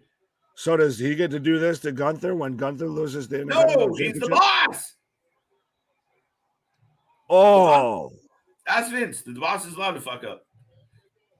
Yeah, folks, if you hear anything that might sound like wood being split right now, trust me, no one's a lumberjack here. This is just Gunther just taking it to Ludwig's poor chest. Oh he my God, the last one's the best one. He palmed that man to the ground. I believe the momentum. Oh! That might have got him right in the throat. 2 chops to the throat. 2 chops to the throat. And it looked like a fucking giant sirloin just hitting this man's chest. Clap. Yeah, that's literally like when you see in cartoons where someone hits someone with a frying pan. That's Walter's hand just slapping the shit out of you. Right? Yes, he did. There we go. Cashing in that ass beating ticket. That's like cashing in a lobster clause for a rematch clause. I'll give you a yeah on that one. Right. Hey, old friend, Mr. McGee. I haven't seen you in a minute. How are you doing? I hope you're keeping well. I think I clicked on your third comment, not your first one, but hey, I'm catching up. We're trying to backwards. Yeah, we got that one. But yeah, Mr. McGee, where is it? Jamal. Yeah, good to see you, buddy. Little Jimmy and Lily are the next power couple of WWE. Let's make it happen. I agree. Let's go. And they will reign forever as 24/7 champion. It's the truth. It's sad but true. Then the story doesn't make sense. They kind of, you know what the WWE is about. I want to see Sheamus win. You know what, Scott? I'm in for it's too bad. So sad right away. Fine. You know what? I'm with Scott. I think because Scott had my back earlier on the whole Viking thing. But no, I'm with Scott. I just like what I want from the WWE is just fucking surprise us. Like, do something that I didn't see coming. I knew Austin Theory was going to win. They did with Austin Theory, and everyone hated it though because he got added last minute. Well, because they fucked it up. They don't do it properly. If Madcap would have won, we would have been like, oh fuck, that's a surprise. The minute Austin Theory walked out, we were like, fuck, this is over. Stupid. Who cares? If Madcap would have won, we would have had just as many people upset of, can you believe that they're going to give... Oh, absolutely. You're supposed to, though. But to me, it was all about how they delivered it, man. They could have done it so much better for the man. You want Austin Theory to get over? You can't make him look like just a forced, pushed guy like you've done with other wrestlers. It doesn't go well. But that's all they know how to do. Well, that's irrelevant. Well, not irrelevant, sorry. That's clearly the their problem. Issue. That's the bigger issue. Thank you. And we're getting a replay of Liv winning the briefcase and cashing in, which that's still, to me, what feels like a huge moment. It came off like a huge moment. And then even like, the real tears are there. The real emotion of, holy shit, I did this. Yeah, you see what happened, folks, when they actually try and take this seriously, they ain't managed to pull something out of their ass. Now, this was a good surprise. It ended up being a good surprise. Ronda's been sucking pond water since she got here. And literally, to do this, nobody saw it really coming. Even when you saw her run out, dude, we were live, and we're like, I don't think she's gonna win. No. Oh, especially because she got rolled right up into an ankle lock. Like, yeah, she's gonna pop because she came out, but we're like, really, on Ronda, on Supergirl, on Miss Marvel.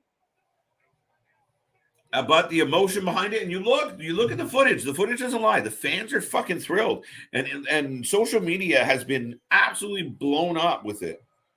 Oh well, Christ, we were even talking about it last night on the podcast and everything about, is she the biggest babyface right now in the company? Yes. Listen to the crowd. Who's a bigger babyface than Liv Morgan right now in WWE? As far as like the pop, nobody. That's why this is interesting, because a lot of people are surmising, oh, short title run, Bayley's going to take it, Charlotte's going to take it. It might be true. I could see Charlotte coming back and kicking her in the head and taking the belt, but it's a fucking mistake. Listen, I think we go all the way to Survivor Series and we get her versus Bianca. Yeah, I don't know, maybe. I think, but I think though what detracted you on that was Bianca, not Liv, being in that match. Right. So I think that's more of an indictment on Raw than it is on Bianca than it is on Liv. Nobody, Jimmo. Nobody. I know speak English. That's not cool. Work on it. Sammy Guevara. It's the Nakamura. Right? Sammy Guevara acts like he never had a girlfriend before. Yeah, absolutely. He really does. But we all he's young enough. He may not have. Now, I mean, no, there's comments there that people aren't going to like. But, I mean, sometimes you buy a sports car and you want to show it off. Right? I mean, he kind of went from a compact car to a convertible. Woo! And he's enjoying the ride. No, I mean, that's the downfall of social media, is they posted about themselves so much, they got fucked up and did a heel turn by accident mid babyface run. Now, how does that, now not to divert from that, but how does this make you feel that we got a commercial package to a replay of Liv winning and cashing in at Money in the Bank to she came out and now we're back in the commercial? Yeah, it's rough. SmackDown's rough for the commercials. I will say that. I mean, Raw gave us picture-in-picture this week. What blew my fucking mind that we got picture-in-picture from Raw. Like, it's crazy to me. Well, I think SmackDown so far has been the only one not to do that on WWE, but it's also a little bit hard when it's a promo. Like, are you just going to cut to Liv just standing in the ring, making small talk with fans while she's waiting for the commercial to stop playing? That's kind of what happens. I want to see Gunther versus Nakamura. For the Intercontinental Championship, that match would be good. Yeah, I'm in for it. Totally in for it. If you let them go, give them a good match at SummerSlam and we're good. Yeah, give me a good solid match where those men go. I'm down for it. I think that would be a phenomenal match to remember if done properly. I'm doing good. How you doing, bud? How you doing? Of course you're doing well. I thought were you asking a comment? I didn't know you were asking me. I was about to say, oh no, I was asking you. Oh no, you're Mr. Every Night KJ White. Of course you're doing good. You're the Sunday, you're the every night get right. I'm just, the some night get right. That's right. Yeah, no, folks, we are the Wrasslin for Life Network. If you didn't know that, you should know that. It's right above our head. And it's over there and over there and over there. And over there. Yeah, right. Thank you for being here. If you didn't know, Shark Week is coming. I didn't. Shark Boy. Right. But I hope everyone's doing well. Ronnie, I hope you're doing well. Thank you for joining us. Don't forget, like, share, comment. Don't be shy. Don't be strangers out there. Join the fun. And we're not quite sure what's happening yet this weekend, but we'll let you know. And if nothing else, we'll be back on Monday for Raw. Woo-hoo. Yeah, that's kind of the odd time right now. Is there isn't a whole lot. We had WES cancel their show, I think, midstream. For us, they announced that they canceled it on Twitter. That's what we were going to end up watching, just because we knew it was going to be a train wreck with them selling only 350 tickets for a 10,000 seat arena. So now it's kind of all right. We'll find something else to watch. There's always wrestling going on, and if not, there's plenty of wrestling to dip back into and comment on. We're always here doing something. We might just randomly show up and start talking about something. You never know with us. But that being said, Rally Sport comes at us with I love Pat. I think he's great. Different commentator compared to everyone else in wrestling, getting hyped and excited stuff. He's my favorite commentator. I think we talked about this on the podcast yesterday, Nick, but he really is doing something well, and they extended him for that reason. Oh, yeah. He is the best commentator right now, I would say, in professional wrestling, even though this is like an afterthought or a side job of a side job for him. But he's completely thrown himself into it, and he's always, you can tell he's been a kind of lifelong fan. So he gets very much the old kind of callbacks to Bobby Heenan and kind of the more old school wrestling, which I like. I agree. Now we finally get Liv talking after staring at the crowd for 44 minutes. Oh, they got Michael in the ring. I like it. Are they trying to do it like what AEW does with Shivani? They should. I mean, they did it with Ronda. Well, at least this time they both have mics instead of AEW to where they've got to grab the mic from Tony. Right. You deserve it. You deserve it. Like you said, she's the biggest babyface right now in the company that she's getting chants like this. Right. I still don't quite get the glitter tear thing with the makeup look, but that's neither here nor there. Mm-hmm. I hear you.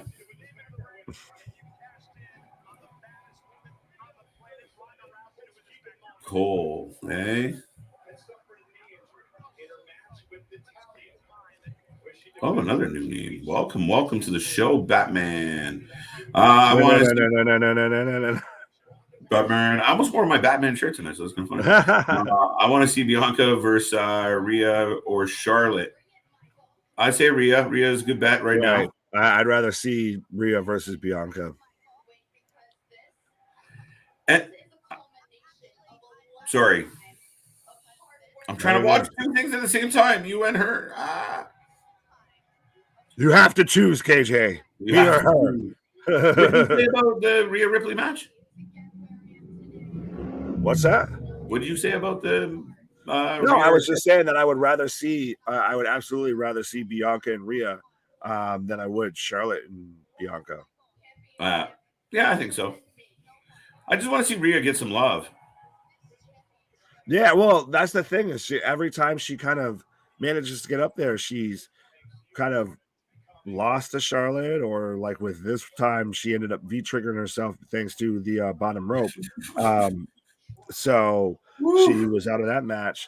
So it's going to be interesting to see how it is when she comes back, especially because she's now part of Judgment Day, and Judgment Day has kind of been backsliding, I feel. I feel like they're now becoming the stepping stone for when Edge comes back.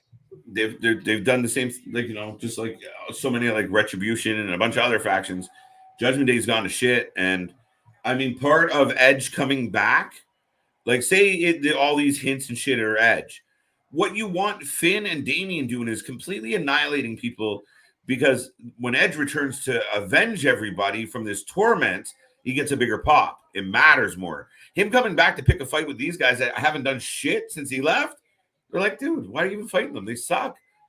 Oh, yeah. This is just going to be him just coming back just to squash Finn Balor, unfortunately, at this point, because didn't they just win their last match by DQ? So what you should, like you said, you should have them dominating. It should be squash matches. It should be, short 5-minute matches. It shouldn't be they have to win by, feet on the ropes or. Oh, we got company. Natalya. Well, this does make sense. I kind of thought this might happen. Of she's the one that set up Liv cashing in, but I'm surprised no Ronda. Natty wins versus Liv. Yeah, just randomly Natty wins. You're like, oh my god! If they do that, I'm done. I'm done for the night. I will catch y'all on the flip side. It's not my imagination, but like all of a sudden, Natty's always guns out every time we see her nowadays. It's been a real big push on lately. Not being anything else. We got to call it the way we see it. I mean, if Drew started walking out with a big old jock on him, and we noticed, we'd talk about that too. It just seems different than it used to be. That's all I'm saying. Oh, she's very much trying to fill out that whole sex appeal. Ronda Rousey is in the building, ladies and gentlemen. Oh wow, Ronda Rousey. NyQuil Nightmare. Listen, speaking of your emo looks, I don't much care for Ronda. Oh no, she looks like, if you've ever watched Always Sunny, she looks like Nightman. Right, mate. Oh well, now we went with a little powder blue tonight. Right. She's selling the limp though. I mean, that's kind of the best she's sold since we've seen her. Oh, she was. Well, it's not hard to walk with a fucking peg leg. Oh wait, she forgot. Oh, wrong leg. Which leg? Oh, she stopped limping. Never mind. She's okay. Oh, yeah. Yeah, the Gunther chops are pretty fucking brutal. So good on Ludwig for take 3 of those meat hammers. Yeah, like I'm surprised that man hasn't caved someone's chest in or like stop someone's heart or something. Like, oh my god, sorry, Nick.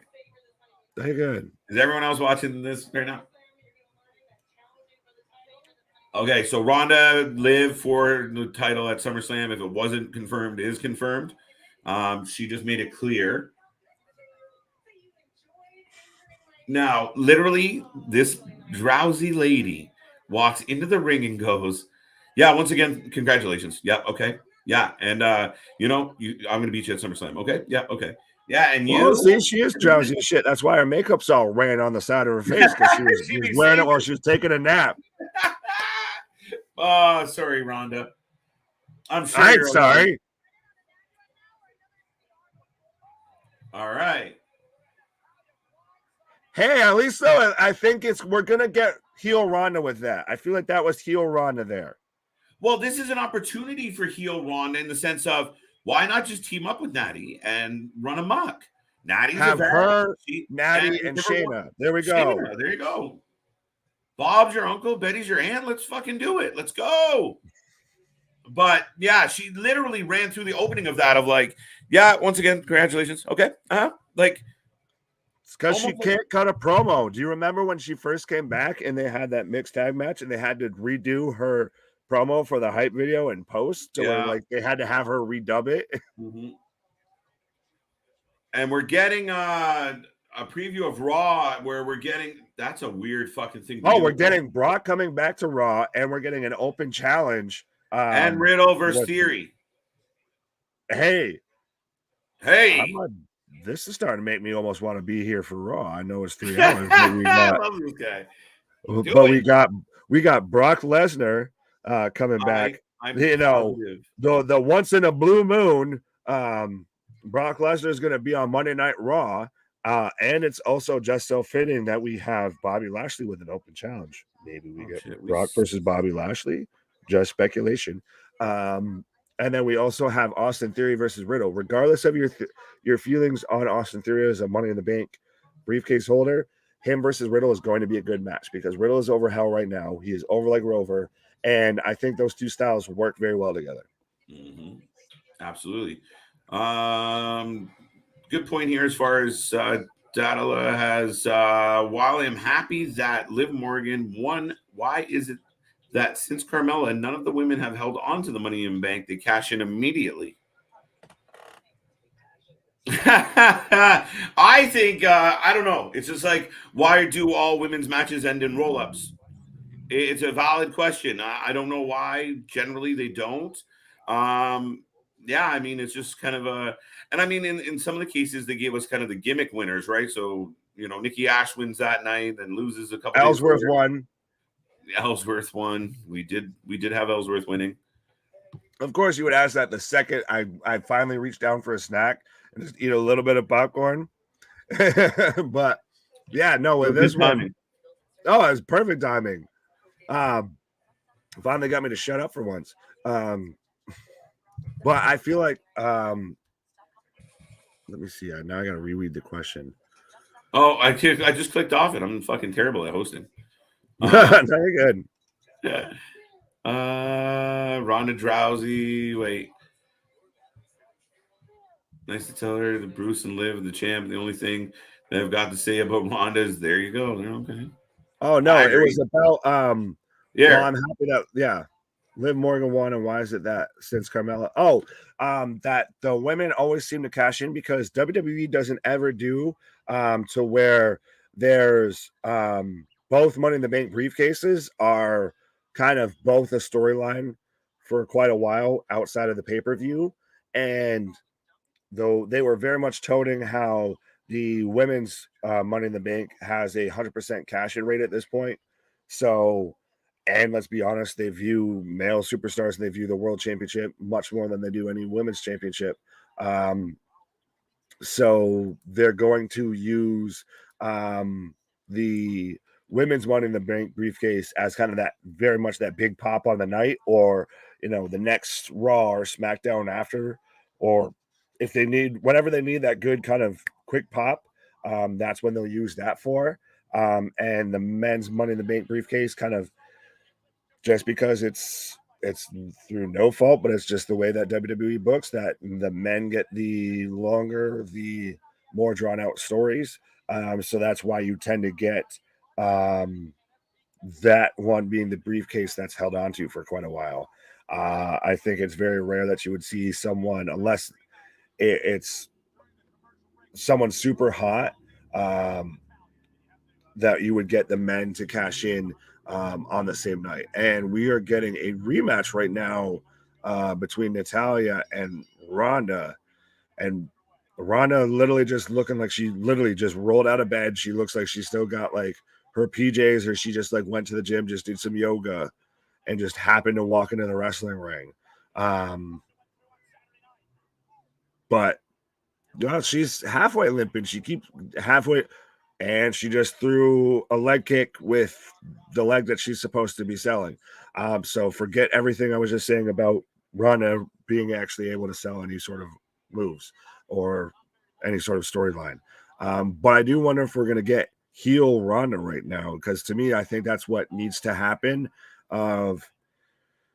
I know we've talked about, I know Chris is going to start commenting a lot now because I'm going to mention Bayley here, but what if Bayley comes back as a baby face and we get kind of that whole faction, like I know me and KJ were talking about, so you get Ronda and Natalya and Shayna as kind of just this, they do their version of the 4 horsewomen of MMA, but they make it all about, being the technical wrestlers. They do a female Blackpool Combat Club with all of their kind of big name, more technical submission based grappling style wrestlers versus your high flyers, anything like that.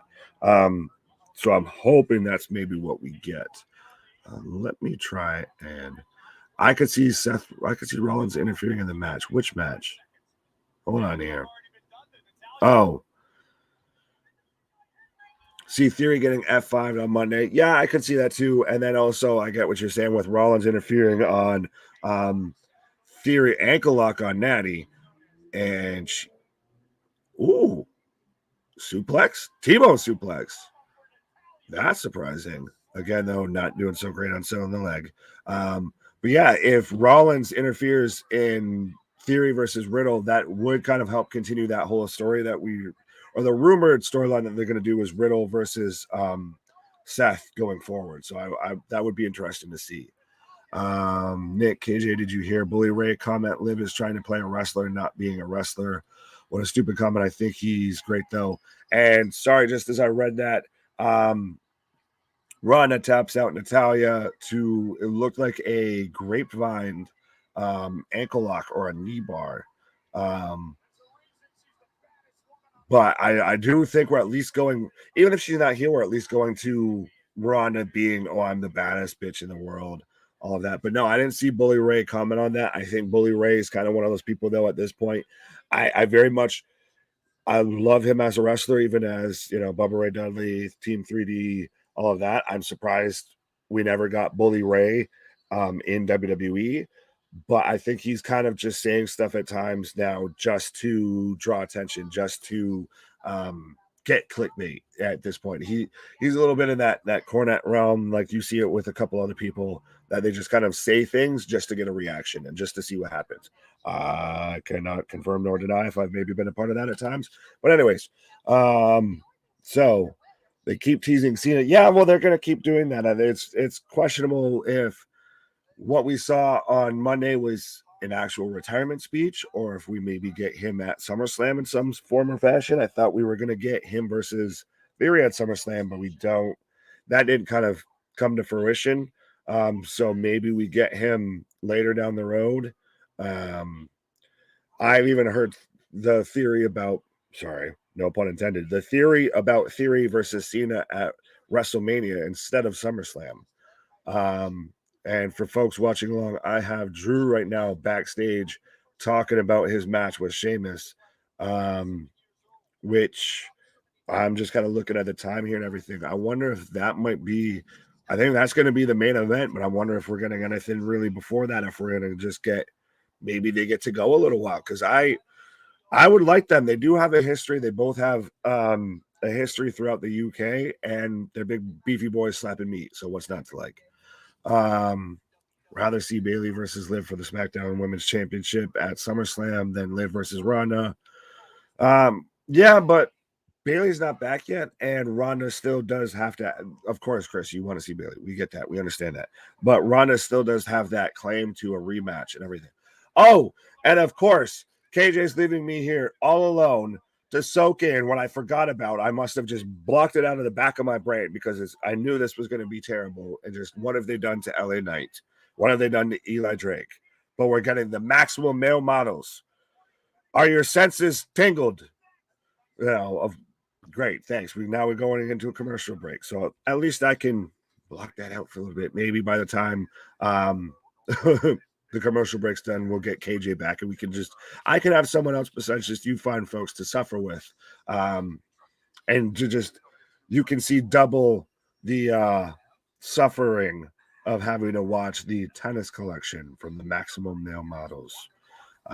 But by the way, they have a website, and I believe soon you can actually apply to be a Maximum Male Model if you would like.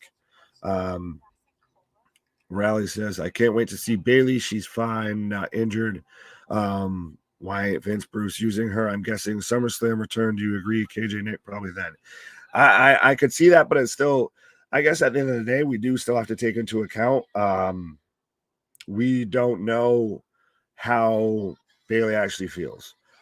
She could be medically cleared, this, that, and the other, and it could still feel off to her for whatever reason. I do get that we want to see her come back as soon as possible, but we do still have to take into account that they're human beings. Yeah, man. I know what's coming up next on this show, by the way. I did catch it, and yeah, I had to, re-up on some medicine to cope with that son of a bitch. Oh, don't worry. I'm probably going to have to after this just to make right to calm your nerves. Exactly. I need my vitamins after this. It helps me keep me sane. But yeah, no, I completely agree with you. Go ahead, talk to the fine people while I refill. Will you refill? Nice. But yeah, no, let's see. I like Maximum Male Models. Ricky, you have to leave. It's goofy, it's carny. Explain yourself. It's wrestling. If it was the Attitude Era, we would be laughing it up and eating it all up. I'm thinking about it. No, I don't like it. I'm sorry. I thought about it, Ricky. Well, the thing is that if this was the Attitude Era, they wouldn't be trying to take this seriously. That's it. That's a nice way to put it. That's the thing is the Attitude Era did, choppy PP with Kaun and Val Venus. And they did a whole bunch of jokey crap. We had Pat Patterson and JL Briscoe in a nightgown match for the Hardcore Championship. They did the ridiculous goofy comedy stuff, but they knew it was goofy comedy shit. They didn't try and take it seriously. They're trying to take this seriously. Like, think about it. They massacred the potential that they had in LA Knight, Eli Drake, when now he's Max Dupree. And now they're just using this to try and halfway get over mid-card, Sunday Night Heat jobber guys like Mansoor and Massey. Again, yeah. Sorry, but it's all in the delivery where you were going with that, and I agree with you completely, Nick. Like, you took guys that nobody gave a shit about. You took a guy that, listen, part of the problem is how it all came about. If it was a character we had never seen before, a character we did not know, folks, then I would say, okay, we got like a Rick Martel. Look him up if you're young. But there was a character, the model Rick Martel. Right. But he was very underrated, by the way. But we know who the fuck Eli Drake is. And that's the problem with this shit. It is awful. And I'm sorry, Ricky, that you like it, but it is so fucking bad. Excuse my French. I'm sorry that you like it, but I'm here to shit all over your dreams. It is horrible. It is shit. Eli Drake is one of the best professional wrestlers signed to this company. And instead of being L.A. Knight, which was working, he's Max Dupree with Mansoors and Machi. What the fuck are we doing? It is ridiculous. It is childish. It is nonsensical. I don't like it. And again, if you were going to give us a character we didn't know, Velveteen Dream comes out in kind of his character. We buy it. It wasn't because he was fucking Jimmy O'Connell the night before and then showed up as Velveteen the next night. It gets really fucking confusing as a fan to buy into it, to give a shit about it. And these fucking fashion shows are awful. Bro, tell me you're seeing this right now. The shorts on this man. Just why? Why is this on my screen? Why are you trying to sell me this as professional wrestling? This is the type of that when you try and sell people on being a professional wrestling thing and trying to get them into professional wrestling and they walk in the room and watch this, or this is the type of shit that gets clicks and they happen to see this bullshit and they're like, why the hell do you watch this? This is embarrassing to watch as a professional wrestling fan. I'm too sexy. Oh my, and tell me he's not basically doing Velveteen Dream right now. He's just doing a big ass Velveteen Dream in a tennis outfit. Cringe. It is fucking cringe. And I think, Ricky, like if this was the Attitude Era, they wouldn't be doing a fashion show. They would be wrestlers that were fashionable, but they wouldn't be doing. You could, yeah, right. You can do a stop the wrestling program. You don't need to just have a fucking. Yeah. You don't need a fucking art gala in the middle of a professional wrestling event. Yeah, have a fucking match. I'm gonna beat your ass with a tennis racket. There's your tennis collection. What the fuck is happening, Louis? You're killing me. Why is he showing his ass so much? You got it, flaunt it. Fuck off. We want Bailey back. Bailey would be better than this fucking shit. Anything would be. Blanchard would be better. How do you explain to somebody, oh yeah, man, I'm watching my show, and they're like, what the fuck are you watching? Right. That's why, like starting to see. So they're gonna think, especially with that website, like the tingling your sensations and everything. Like these guys are male escorts. Let's be honest. Fucking hell. I can't do Bro. it. And here comes Mansoor. Ew. Looking like every dad at the YMCA. All right, all right. I'm laughing at it. Ricky was right. I'm fucking laughing because now I've gone past that point of just being right. But I don't want this. How do you think Fox feels about having this bullshit on their TV right now? Well, I mean, fuck, I don't know. What are the ratings on? Like, I have no idea what the fuck people are thinking about this. This is funny. If you wanted to post this on social media, put this in a tweet, post this. Yeah, on TikTok, that's actually it. Shit like that. Yeah. They show up, they put them in a tag match, they win the tag match by hook or by crook, and then on their social media they show them doing their fashion poses and their photo shoots and their MMM stuff. Have this a fucking dark segment to where the fucking thing, you fucking dopes. Because it makes you just go, Oh no. That's the thing. They don't even fucking look like Austin Theory should be a maximum male model. I'm just surprised that they took the Saudi Superman and just turned him into a male model. You don't mind watching Mansoor like walk around, like pose, or actual wrestle? Because that's two different problems right now. He's not a wrestler. I think she just might, start. Yeah, she's just happy to watch it. Way seeing Mansour and them shorty shorts. Mansour is even better than Mansoor, I think. That man is sour like bad milk. Just keeps getting better. Oh my God, Vince and Bruce think this is funny. Hey, Vince, Bruce, Bruce, it's not. No, it's fucking not, Raleigh. This fucking hasn't been for a long time. This is where the wrestling may suck, but we never will, folks. This is where the diehard Mr. Science Theater 3000. We just tear the out of professional wrestling because how can we take this seriously? Diehard WWE fans fucking lose. This is where you guys lose, and you see it online. And we told you everyone's very black and white about wrestling for the most part. There's guys like us who watch them all and call it the way we think we see it. But and by the way, they literally just did the Vinny Vici thing from fucking Giovanni, like with the overlays and the gold writing. So now they're just copying themselves, which is bullshit. Well, but he's going to be the next one, right? But yeah, they need another M, I guess. But here's the thing that I have a fucking problem with is I completely lost my fucking point. Where were we going with that? No, it's going to come back. I swear to God. Fuck, Nick. It's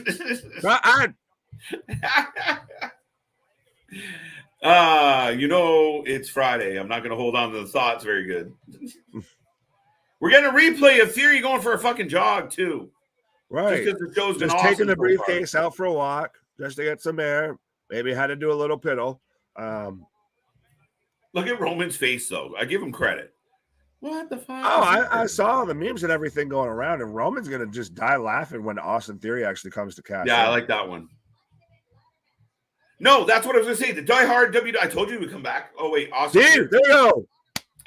The diehard WWE fans that defend WWE to the tooth and nail and say AEW is nothing but the carny bullshit and fucking gimmicks and cosplay. Well, we got fucking 3 men cosplaying male models. So you kind of got to eat it a little bit on this one, guys. Like, for everyone who shits on AEW for being too, whatever, too silly, too stupid, too slapsticky, too whatever, look at this fucking nonsense that they're putting on this show right now. And like you said, if I was someone in Fox and I caught that, I'd be like, wait, aren't you guys a wrestling program? What is this about? Right. I don't understand what they're thinking.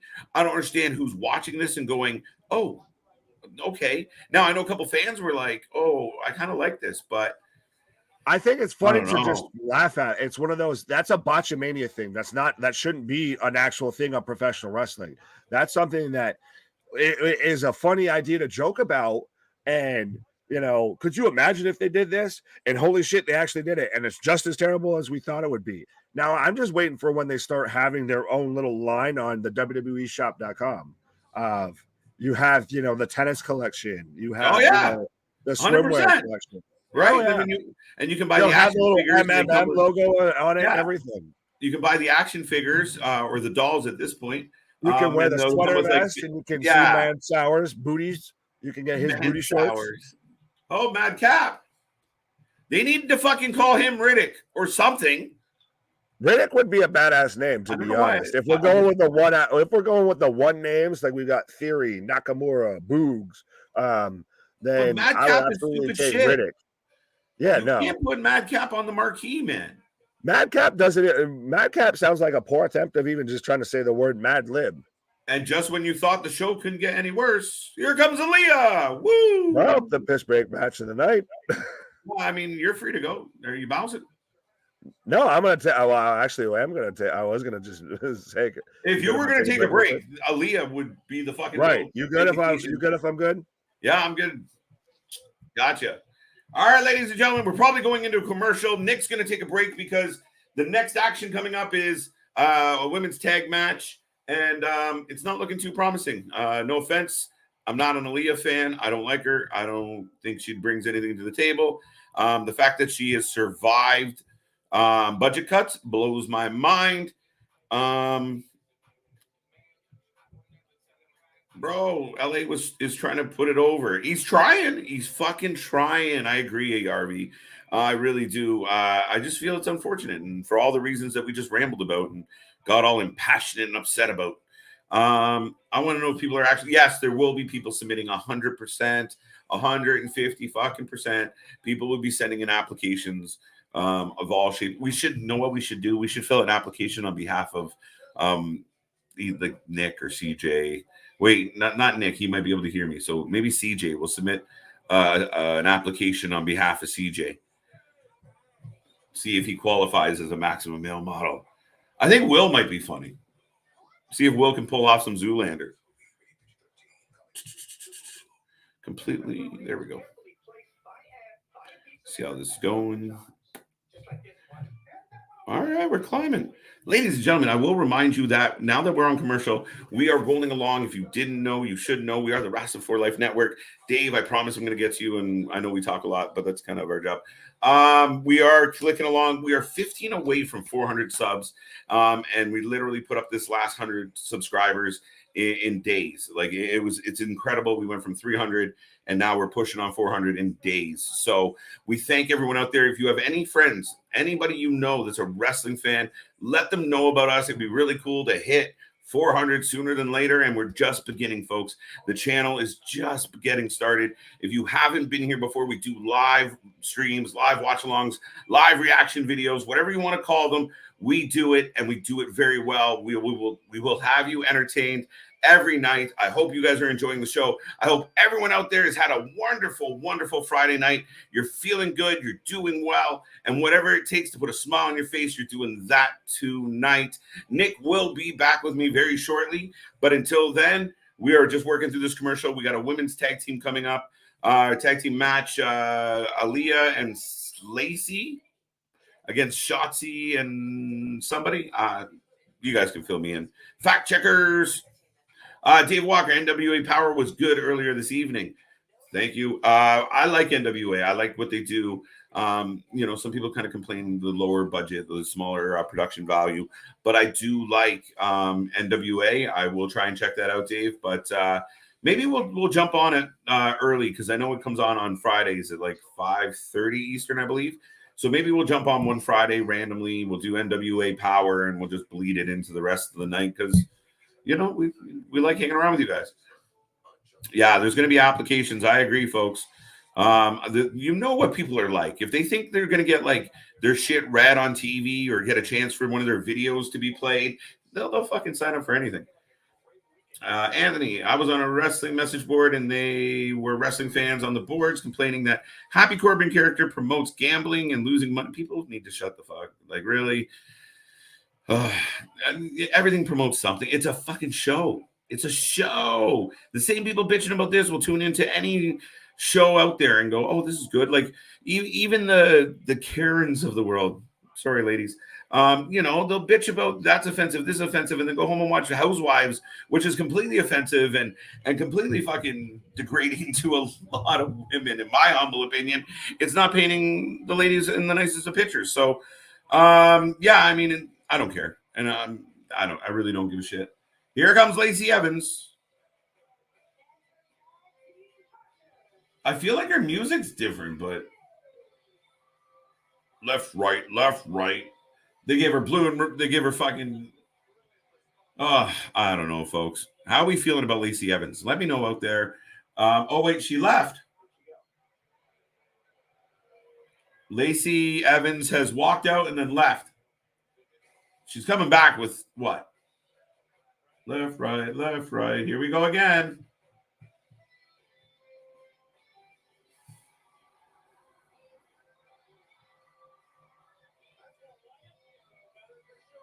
Oh, wow. Is that what that just happened there? I think there's a heel turn in Lacey Evans. I think there's a heel turn in Lacey. I do. I think she's a better heel. And so I don't know if you guys, anybody who's not watching this will fill you in. Lacey Evans has come out for her tag match. Her partner Aaliyah is waiting in the ring. Lacey comes out, doesn't like the applause, decides to go backstage, come back out. Her music hits again, still not happy. So now she's running the third entrance, begging. And now you know what the fans are doing. You know what the fans are going to give her of a third try? You know, a lot of the people in that building are like, boo, instantly. I don't know. She's acting like a heel. She's got a heel face on. She looks like she's scowling. She looks bothered. Interesting, folks. Interesting. I think Theory will probably catch it, cash in on Roman, and probably win new champ. That would be awful. He's not ready or should be champ at moment. Drew, Bobby, Riddle, Cody, fine, not Theory. I don't think Riddle should be in there. Oh, wait. Lacey's got a mic. Let's hold for a second and see what's up with Lacey. They're booing the shit out of her.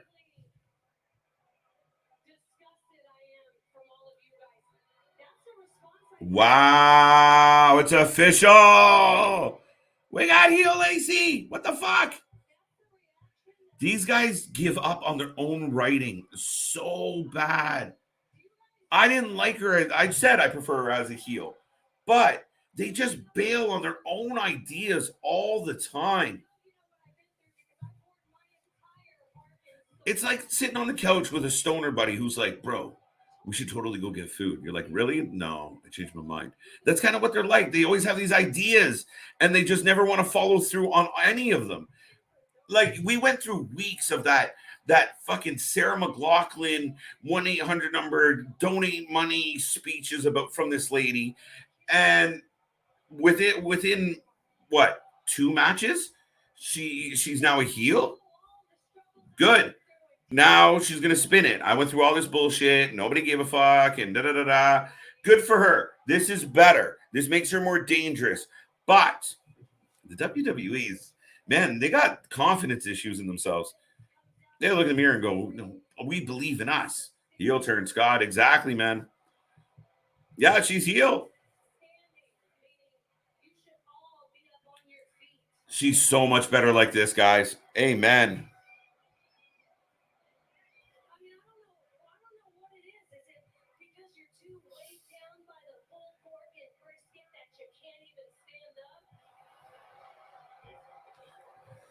Now she's giving them shit that they should be standing for her.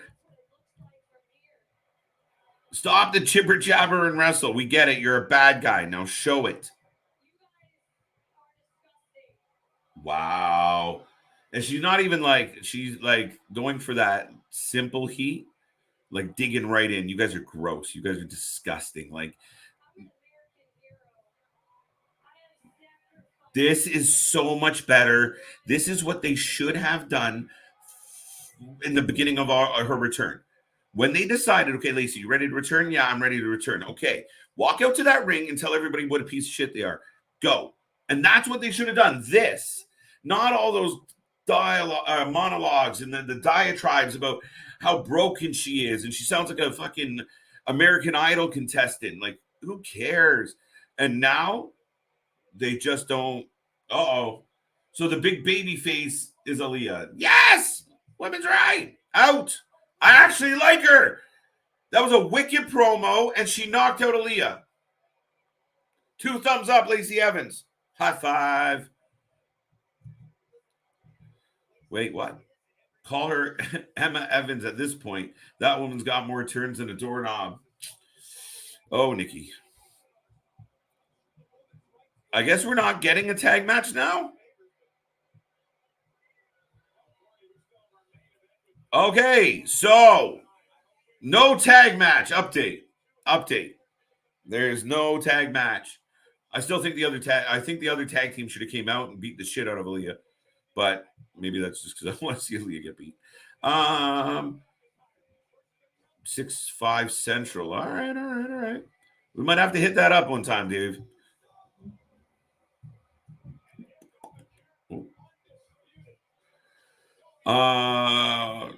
Nope, Nick. We were not going to find out. They got bumped. When they showed up to work tonight, they were like, "You're going to be in a tag match." They're like, "Oh, good. That's cool." No, you actually aren't going to get out for the match, though. Ah, shit. I'm all over the place with these comments, folks, so just bear with me. We got the Usos coming back out. Now they got the AR without Roman, sans Roman. So they got their own AR. If you haven't seen the new Bloodline AR, and now we're getting a money in the bank replay between them and the Street Profits. So yeah, we're not done with that. I want to see how many people. I got that one. Yeah, I got that one. I think I got that one. Folks, if I just missed your comment, put it back in the box. What's up, Dave? That's one of 2 things they do it to draw female viewers, or it might be to rib on someone. Fair enough. NBC, Universal, and Fox have to be asking questions about the quality of the product. I think there's a couple things at play there, Dave. I think you have the fact of shareholders will be questioning the product at some point. As long as the money's coming in and rolling well, then you got no issues. But like I said earlier, when things dwindle to a point, and whether people believe it or not, over time, more and more people will drop off of this product. And if they continue, and at this point, they're trying to appeal to a younger audience, and the younger audience doesn't give a shit about it. So they got to do something. They got to figure something out. They got to figure something out quick. Will the new, with Vince stepping out of the way forcefully, will that cause any change? I don't know. But you think, for what I understood, Fox has been pretty hands-on and pretty cute, opinionated about what wrestlers are on their show and who they want and what they want exclusive. As far as I knew, a big part of the struggle to end the brand split was Fox being very stubborn and holding on. Now, I could be wrong about that, but I do recall reading some reports where Fox was actually the ones who were like, no, this is our show. We don't want to share. Figure this out. I do believe if you had the brand split, you're able to mash everyone together. And that's been the best shows, when you kind of had everybody show up and you had a Raw full of talent. It was much better. Aaliyah has done nothing in WWE. She did nothing in NXT. They still promoted her. Just out of oh, fuck, you're still here. Go ahead. She brings nothing. She's okay in the ring. I don't think she is. Chemistry with the fans, just boring. And I think nobody cares about Aaliyah. Yep. I don't have to add to that. You killed it. We never found out. Be a friend, tell a friend. The fastest growing channel on YouTube. Boom. True story, folks. Watch Maximum Male Models get over and WWE plug on them. Pull the plug on them. It'll be interesting. You know what they're going to do. We just talked about it with Stacy, right? Or Lacey, not Stacy. Lacey Evans. I'm not saying what they did was bad. A lot of people are going to be like, this is good. The heel turn's good, right? Like Scott, heel turn, we got it. She's better this way. What she just did was the best thing she's done since her return.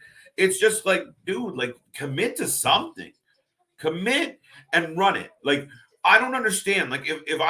If you're on the creative team, or if I was on the creative team, it would be a board with 6 months out, 8 months out, 12 months out. Where are we going with this shit? Where does it intertwine? What are these people doing from now till then? And that's how it should be. Not this, wait, okay, try it, pull it. You got to ride some shit out. And the maximum male model thing, I completely agree. I think they'll fucking yank it the minute they realize everyone fucking despises it. This is better than heel face. I heard a rumor that it may happen. Yeah, it's been rumored. I don't disagree with that. All right, so now we got Los Lobos, also known as Los Lotharios, against the Usos. I admit, it's got the recipe for a decent match, but it's not going to be one.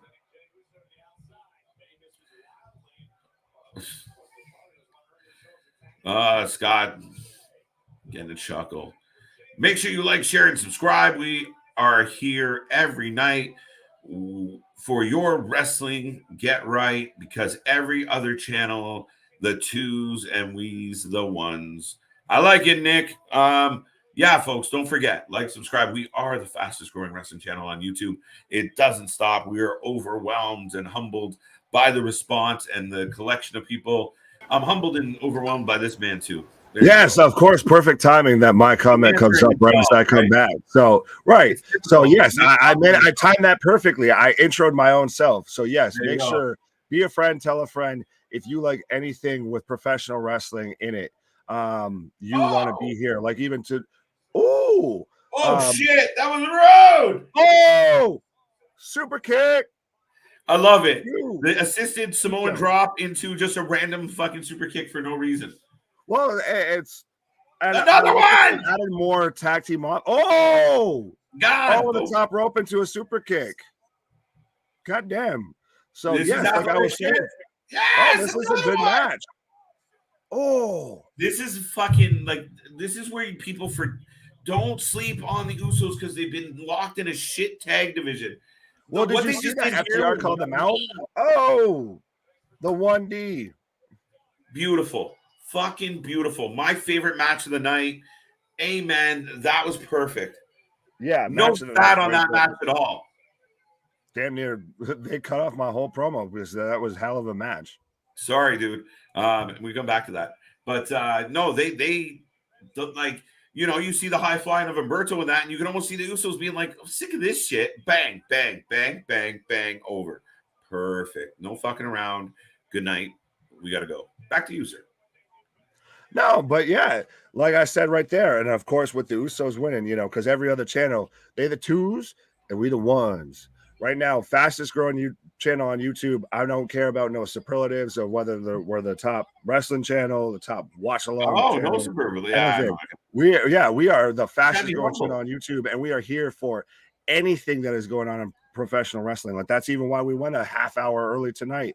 Because we had everything going on with Vince. You got breaking news. We don't know when we're going to be here because just like professional wrestling, something's always happening at some point. So we just got to, find the time to get on, and we will be on here talking about it. So you want to make sure not only do you like, share, subscribe, all of that, you want to make sure you hit that bell notification like they do at the start and end of every match, because we don't even know exactly when we're going to show up because stuff may break, midday on a Saturday or something, and all of a sudden we were like, yeah, let's go live and talk about all this.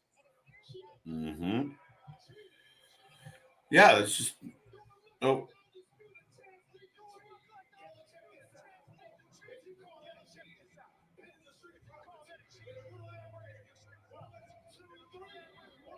it wasn't cheating that the shoulder, like that's not really their fault. Oh no, well I still question that. I feel like that was more they just happened. They backslid into that moment too. Because to me, if I'm Montez Ford and my shoulder's not down, I'm knowing that the second I pop up.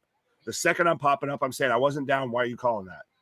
I'm not waiting until I've already watched the Usos walk up the ramp, and it takes Corey Graves mentioned it on commentary before I say something about it. Yeah. No, I agree with that.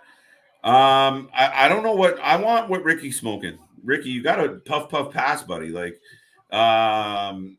Los Lobos with the tag title. Maybe NXT champions. Like I could That's see them a maybe good with fit. NXT Roberto title. looks 15. Right. I mean, if you smoking that good, put that in rotation. Oh, wait. Random as fuck. Drew McIntyre. So we're getting the main event, but it's this weird thing that WWE's done as of late where just someone's entrance will start. They've done this several times where the Usos are in the ring still doing their thing and Drew's coming out for his match. Well, I think that's because they're trying to tie it into, obviously, I feel Drew's going to win this match and go on to face Roman. So they're starting to kind of, I guess, plant the seeds, you know. Get rid of the sword. Get rid of the sword. Yes, I know.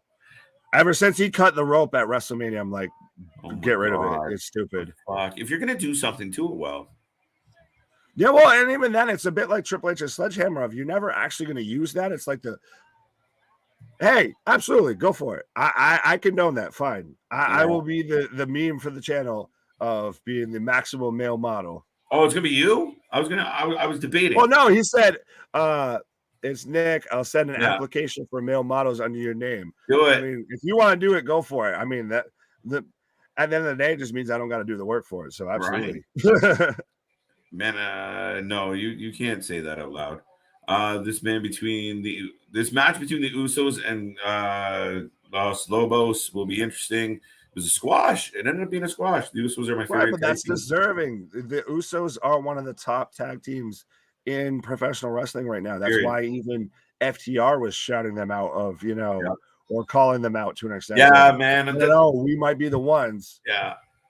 That kind of gave me like a little bit of a buzz of like, oh shit, like to read that comment of like, maybe we the ones, and like, man, you were just like, if we could get the WWE right now, you have FTR in a position where they're over and chasing the Usos.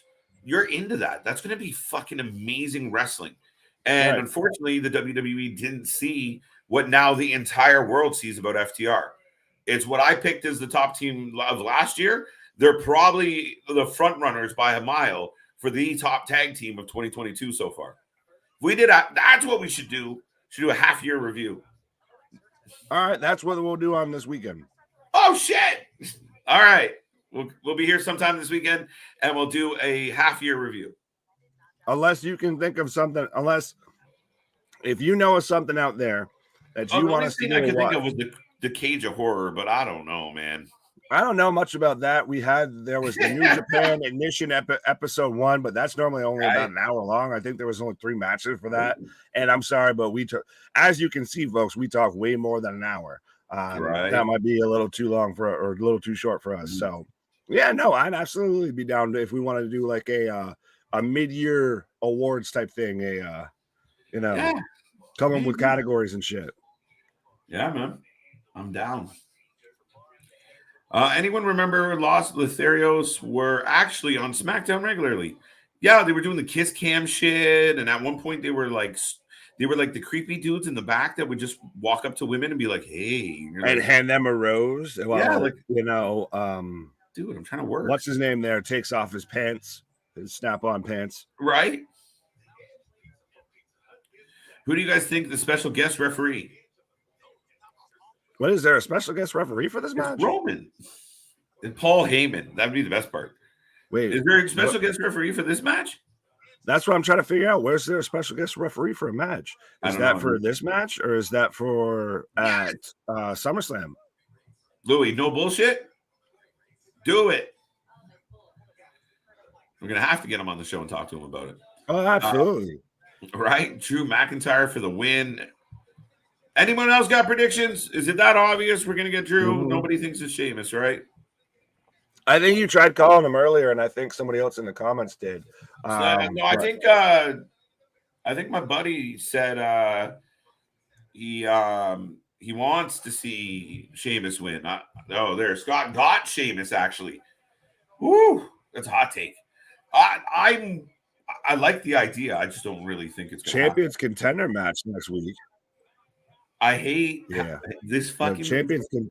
I don't even start. I'm gonna end up back on my soapbox. Like this. No, go ahead. They used to have in other sports, it's a number 1 contenders match. kind of thing, right? Like in MMA, you're going to fight 2 is going to fight 3. Generally, or 2 fight. You get where I'm going. And the winner kind of goes on to fit the top guy, and then we reshuffle the rankings and we do it again. This is just like it doesn't compute the same way at all. Like, yeah, you don't beat the champion to earn a shot at the champion. No, if you pin the champion, you win the championship. Imagine fucking someone going into the octagon and knocking, oh fuck, I just knocked out, name them, McGregor, any of the guys that held belts. Oh, I beat them. All right, so I'm the champ? No. Next month, we're going to do it again. Now you got to go through that again. And if you can pull it off twice, right, you're the champion. What the fuck? Yeah, it's so stupid. It shows that they don't have that much of depth at talent when it comes to that division. How many movies are like if you want to make the comparable to entertainment, how many movies you turn on and it kind of hits its point in the first 2 scenes, and you're like, okay, what are we gonna do now? Like, why are we doing this? Right. Hey, Avengers, how you just beat Thanos? Well, guess what? Now you got to do it again in the same movie. Yeah. He's gonna be back later. Right. Right.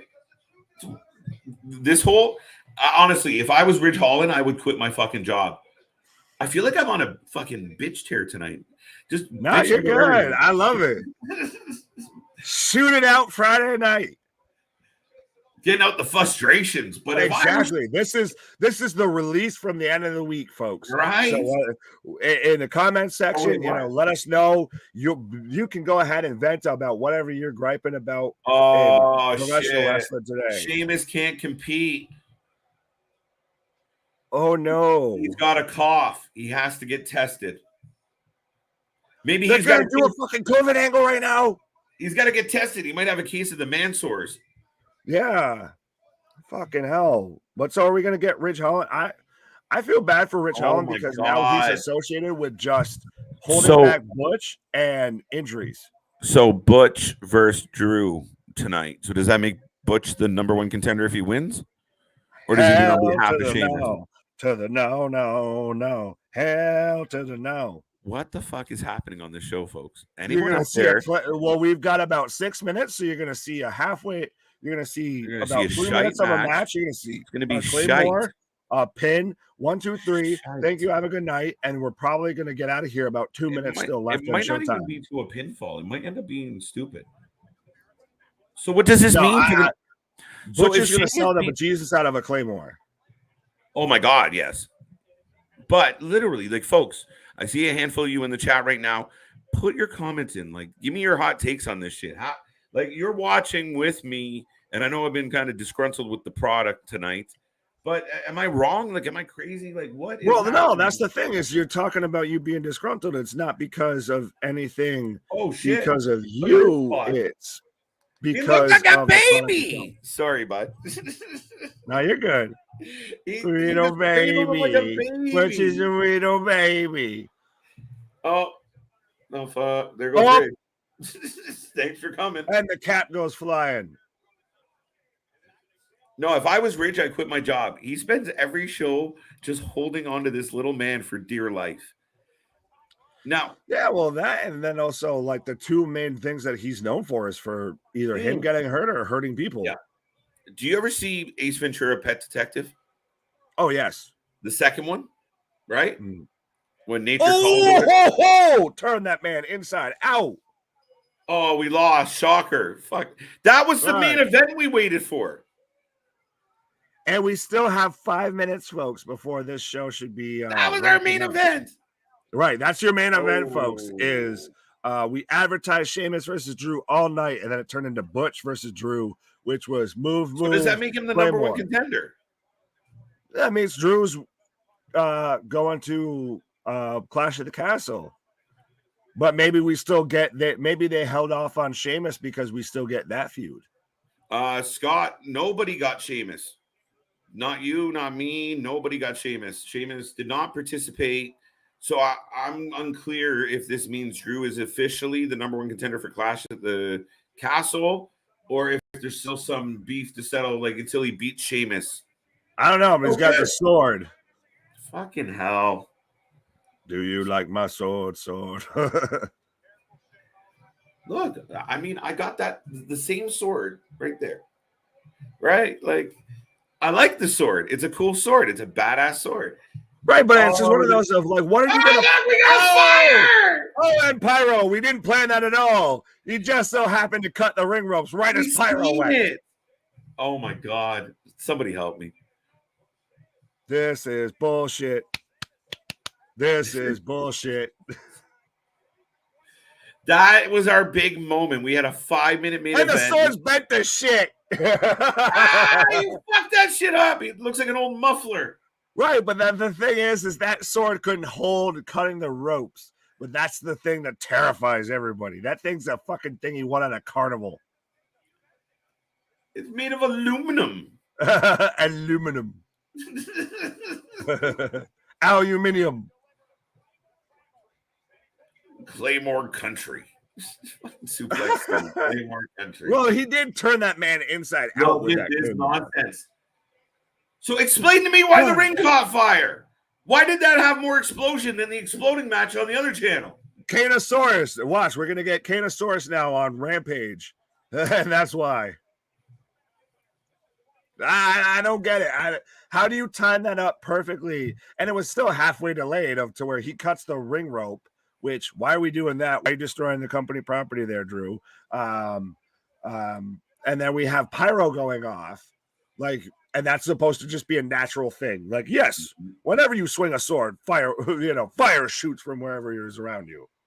I love how they're avoiding the sword. Yeah, I would not show the sword. Folks, that is the end of SmackDown. Usually we get ratings out of 10. You can start dropping them in the box. We're going to do a quick switch over, which will require a little intro to buy me some time to click some buttons. But don't go anywhere. Tonight, we stay on this stream. We stay straight. We're not going anywhere. So we got 2 shows, 2 hosts, double the action, double the wrestling. Stay tuned. Did you say hose? What? What? What? Boats and hose? Boats and hose. All right, folks. AEW Rampage coming right up. Let's go.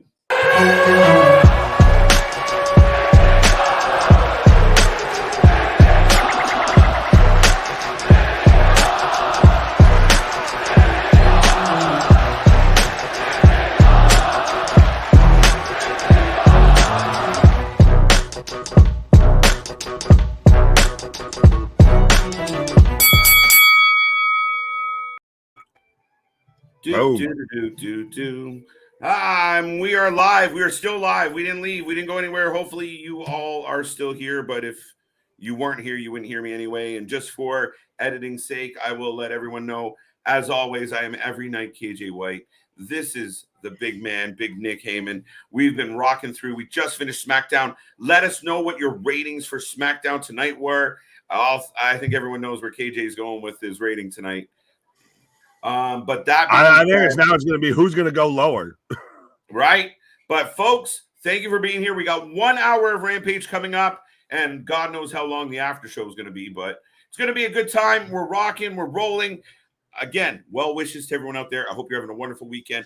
We're going to kick off, the weekend with a good Friday night. We got a little more time here with you, and then we'll be back on the weekend. We don't know what the fuck we're going to do, but we're going to do something, I think. Oh, absolutely. So, this is the weekend. We'll miss you too much. 2 days. This channel's never been down for 2 days in a row, and this is the first time we went on such a run where there was multiple shows every weekend, even to the point where we were watching multiple screens because there's 3 and 4 things happening and random, Impact shows on a Friday.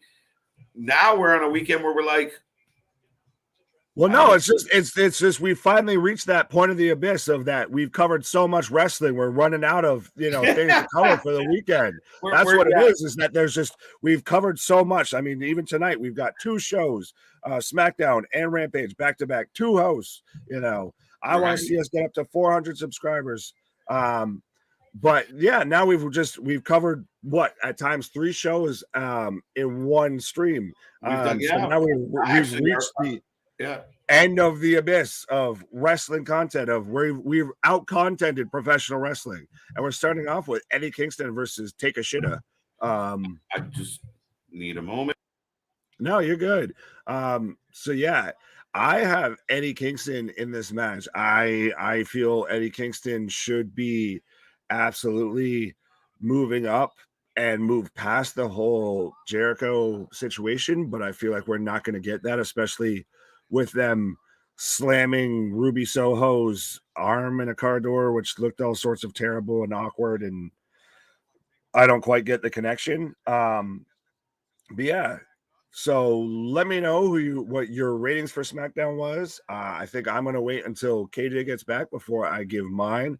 And let me know who you have in this match. I know the man's name is not Takeshita, but unfortunately, I'm listening to Jim Cornette, and I don't exactly. I'm normally good with. Don't bring that hate this way. What? No, I'm just fucking with you. He's gonna copyright us for stealing his taglines, dude. No.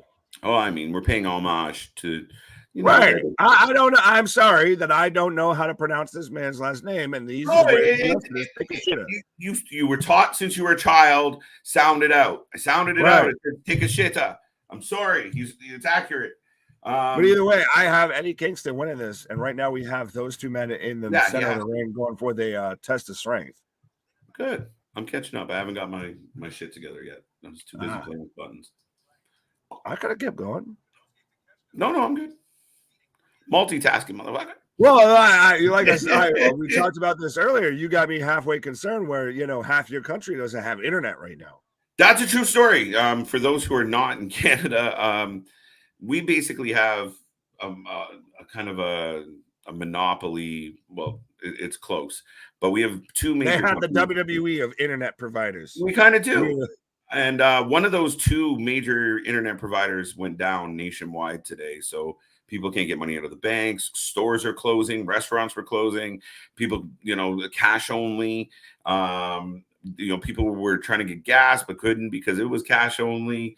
Because a lot of businesses here run off one of the two. So if you were a lucky people like myself who are not on the one that didn't, I don't want to mention them, but because I think someone might have. Yeah, there you go. Bum bum bum.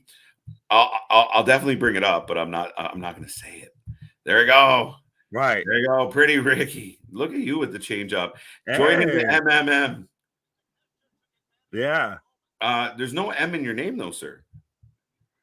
I mean, there's no J in my name, and I'm still on the damn channel. So Tom is cheering for Eddie. He got 3 on a SmackDown. Now I heard you say you were going to wait for me for the ratings, and I don't blame you, but 2, Scott, Cohen's 2. I don't even know if I was going to go 2. SmackDown is a 2 out of 10 because of Bailey. No Bailey. Okay. Maximum Male Models made the show for me. Look at this guy. 6.5 out of 9. Wait, what? That's what I read. Was that Steiner math? That's Steiner math. 7 out of 10 from Damien. So you see like the switch. Louis got a 7 too. What do you got it? What do I got? Shit. Let me see. That's a loaded question. Obviously tonight you guys kind of played along with us.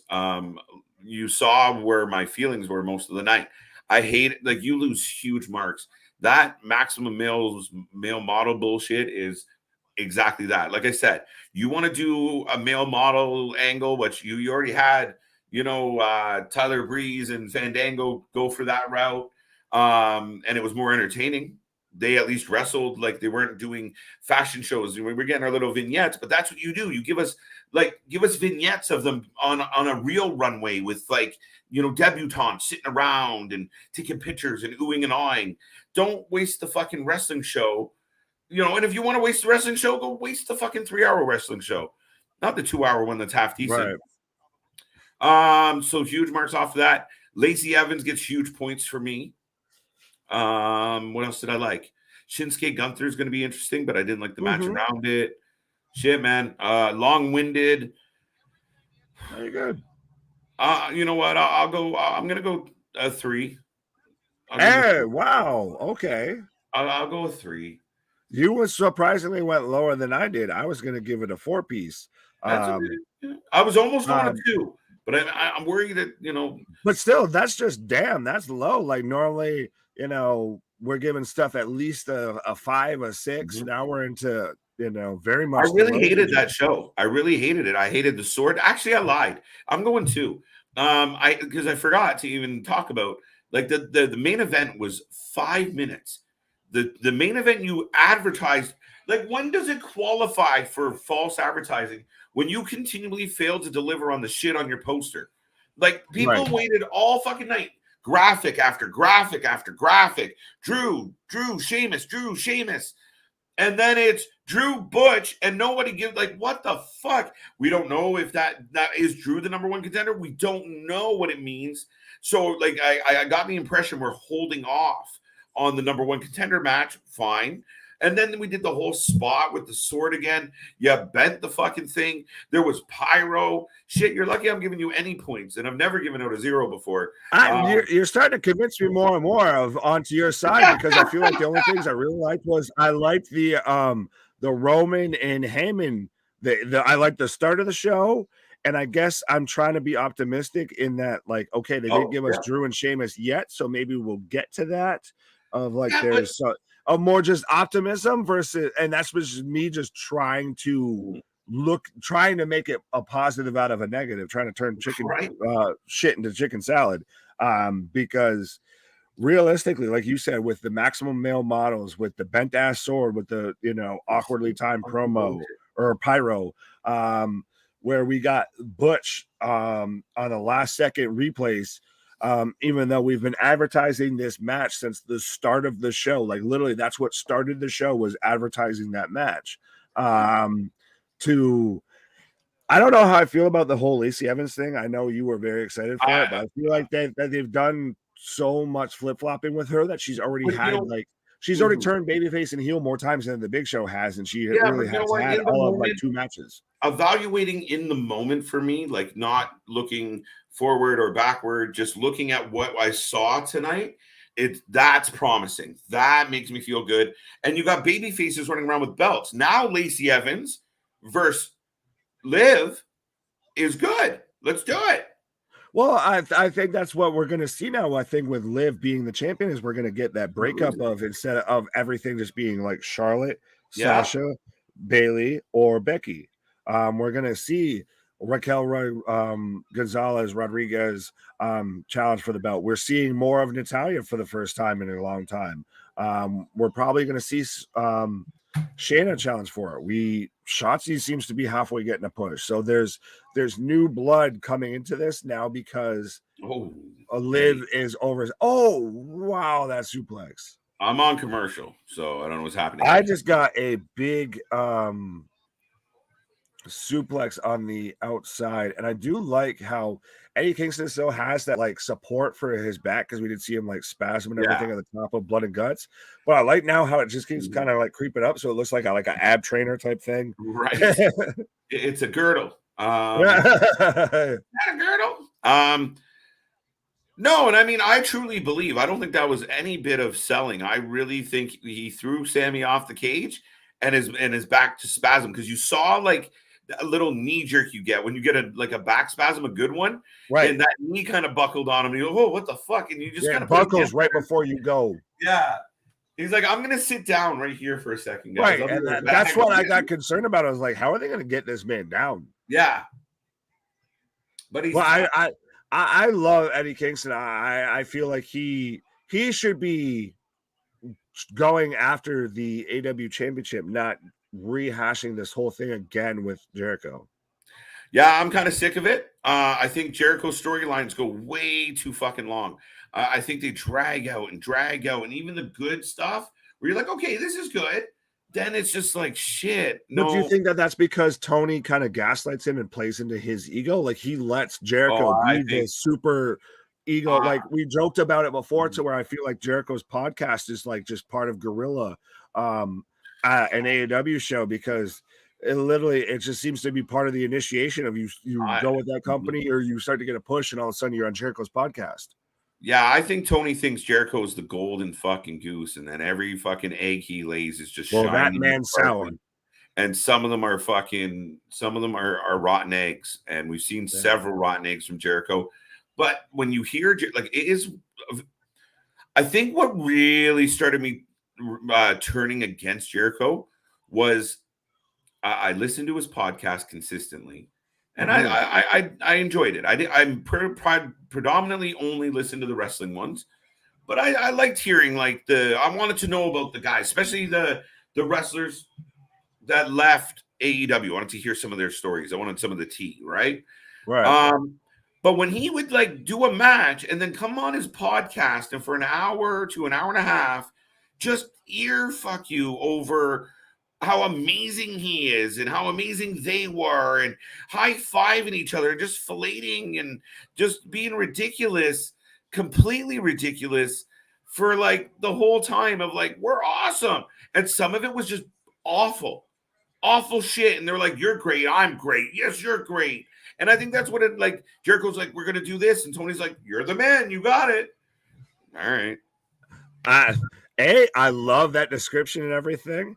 Absolutely. Like I fully like, yes, if you could take the words out of my mouth. B, I just had Takeshita and Eddie just sitting there, both on their knees, just train blows, slapping elbows, everything back and forth. Eddie smiling at him, all of that. But yeah, I feel like Jericho thinks way more highly of himself than anybody else in professional wrestling. He's very much got that Hulk Hogan gene, that Young Bucks gene, to where no matter how much somebody says their shit sucks or please go away, they suddenly have that like, Boo Earns effect of yo spinning back fist, 3 count. Did you get it? Yes. Eddie wins. No, he sold it again. He needs to pick a different fucking finisher. Wait, what? Okay. I think Eddie needs a better finisher. Well, no, right now I just have both men like just down as all hell. I got a pin. It's over. Pin. You just got the pin? I'm past the pin. All right, so you're ahead of me. All right. My SmackDown was ahead of yours, and your Rampage is ahead of mine. Yeah, somehow.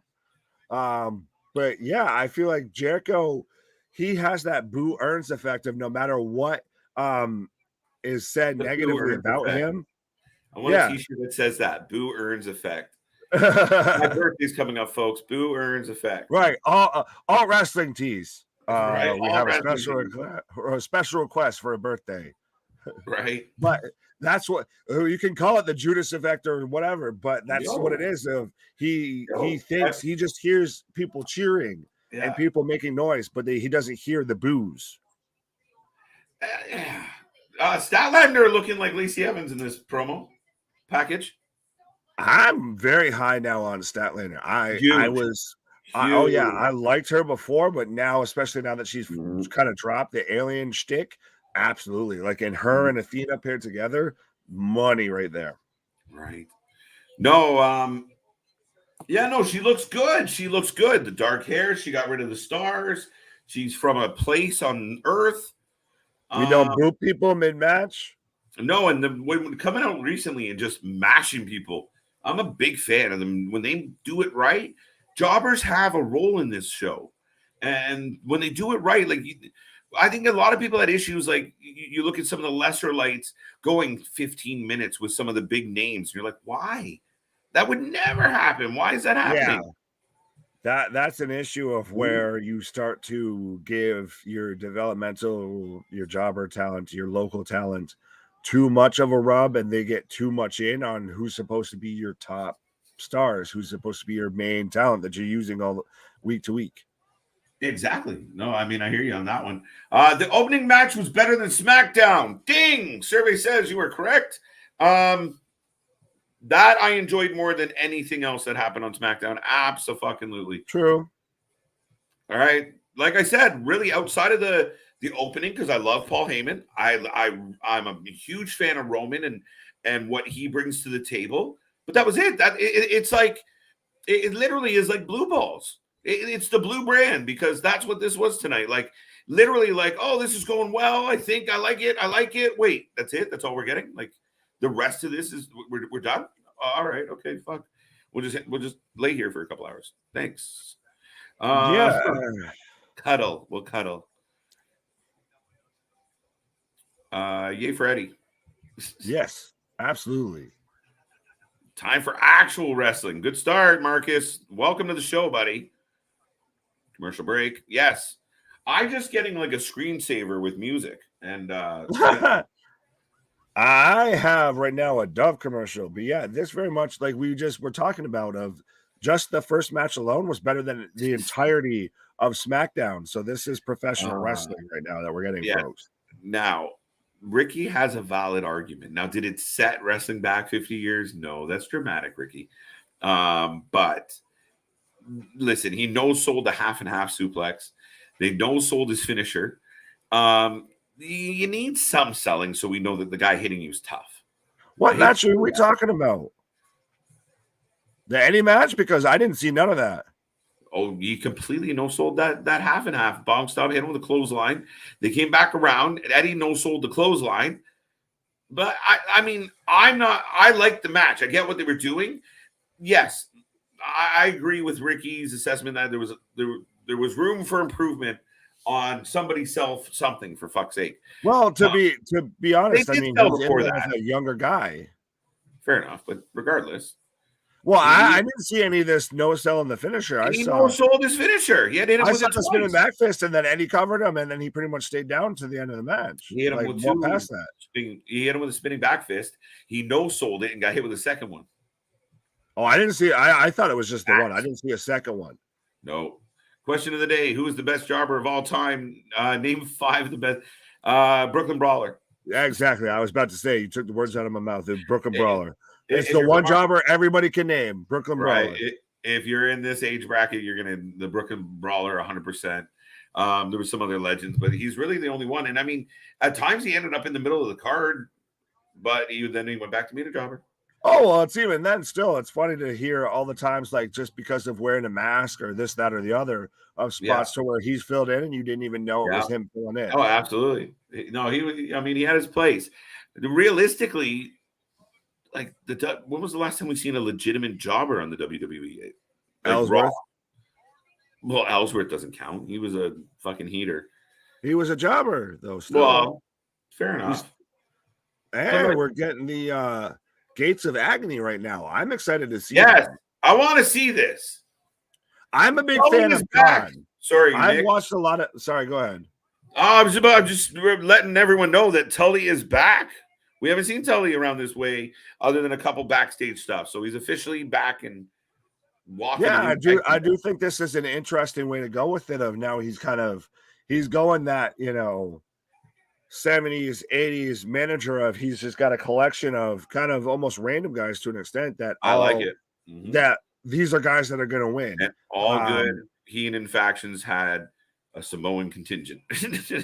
Yeah, well, and I've liked Kaun since he was with Shane Black in Ring of Honor. So I'm a big fan of him, and I'm interested to see how this match goes. But so now we've got Liv Moriarty. Oh, and this is when we have Jonathan Gresham coming back. Yeah, I forgot about that. Give me Jonathan Gresham, absolutely. Yes, and I'm huge on him. Yes. No, I'm a big Gresham fan, and I listen that match with Lethal, man. That's one of my favorite things I've seen in a while, and still hang. That was such a good moment. It was one of the best moments of last year, and here he comes. I mean, for a little guy, he sells big. Oh, to me, he gives off that Danielson vibes of he's just super technical. He takes himself super seriously, but he knows how to work what works for him. And he has that smaller stature, everything. He's not a huge guy. And not that there's anything wrong with this, but Jordan Grace has some size on this dude, right? They're probably one of the best. They're a slept-on power couple when it comes to. They are a slept-on power couple for sure. Oh, jump start. The Authors of Pain. I mean, no. The Gates of Agony. Yeah. The Authors of Pain are trying to do an event they can't figure out.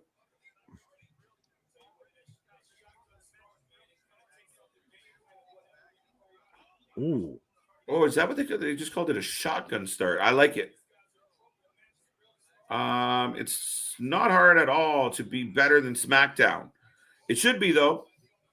Right. That's the thing, is WWE is supposed to be the best company in professional wrestling, so it should be hard to outdo them. But unfortunately, the bar is set a little low. Yeah, like, I mean, literally when I'm like, well, Lacey Evans turning heel was kind of my favorite thing of the night, then realistically, the show probably wasn't that good. And I get it. I was kind of in a mood with the show tonight, but it just kept building, like one thing after another. We were kind of getting into the whole like Vince talk and how ridiculous all that shit is. And it just kind of spun from there tonight, where it was right. One thing after another, where it's like, why did that happen? Why did this happen? Why did they do that? Whoa. Why did they do this? It's just like, it's like trying to deal with a kid. Like, really, I'm gonna sit here and be mad the whole time. Like, I'm gonna give you shit every 2 seconds. You're not gonna take a break. Yeah, but still, when Lacey Evans' like 8th heel turn of the month is your highlight of the night, then that's a problem. Dramatic, but not inaccurate. Well, like I said, the sporadic nature, and it shows to me that you have a writing staff or a creative team that obviously has no confidence. And where the lack of confidence would be, how many times have we heard, oh, Vince ripped up the script and hated everything and da-da-da. So if you're constantly fucking nervous to go to your boss with good ideas, and even when you do, he shoots a lot of shit down, it's hard. Like, it's really hard, Nick, to just to run a show this way. Like, if you were to make a series, like, from episode 1 to 13, season 7 of whatever, where you're going for that pocket, and you should know where you're going. They don't seem to fucking have a clue, and they just, because I feel like the staff is so fucking inept, that when Vince is like, bruh, it just goes all to shit. There's no one to push back on Vince. There's not JR and Cornette and guys that would be like, no, wait, Vince, let's work it. Like, we can do better. No, just, yes, sir. Yeah, but do we get that now that there's this kind of changing of the guard, that we now see that shift away from that? I think a lot of people are hoping and praying for that. Yeah, absolutely. Right now, the authors of Agony are in control. For those who don't know, they are the authors of Agony. But that was completely Freudian. Hey, that's their new name. Totally, book it. Authors of Agony.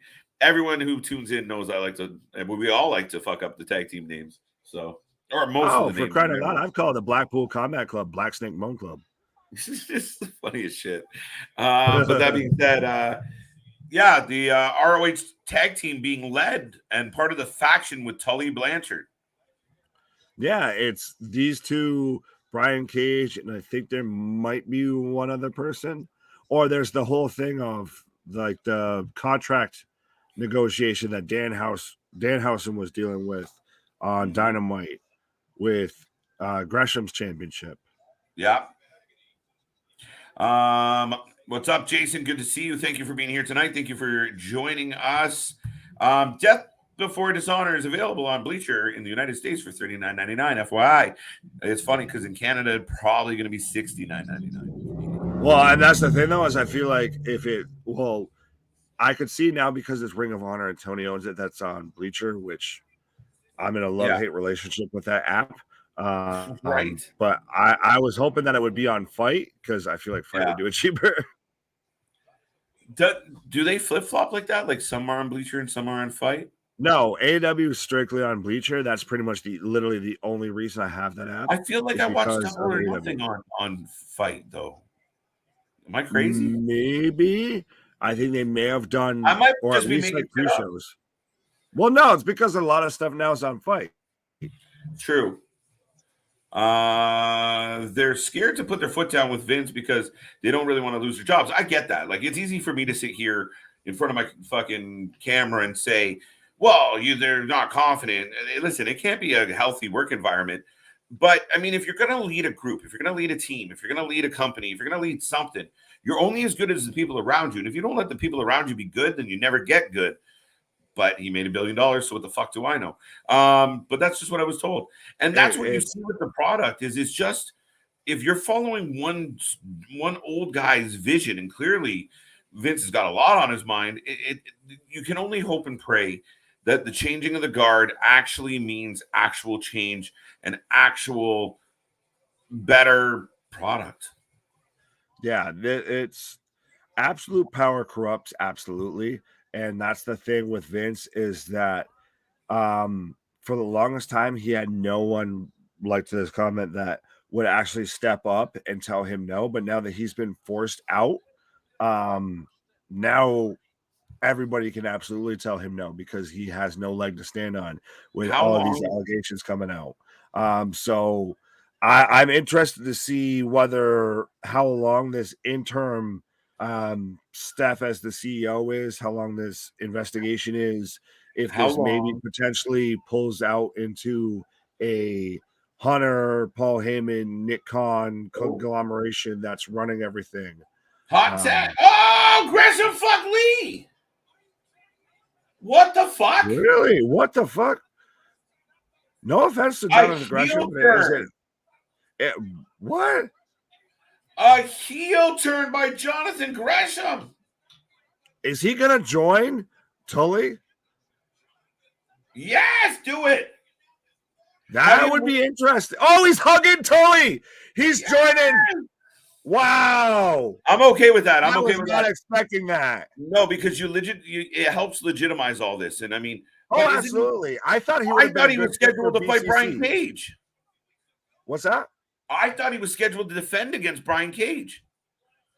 I now fact checkers, someone in the chat, look that up for me, because I don't want to use the Google machine.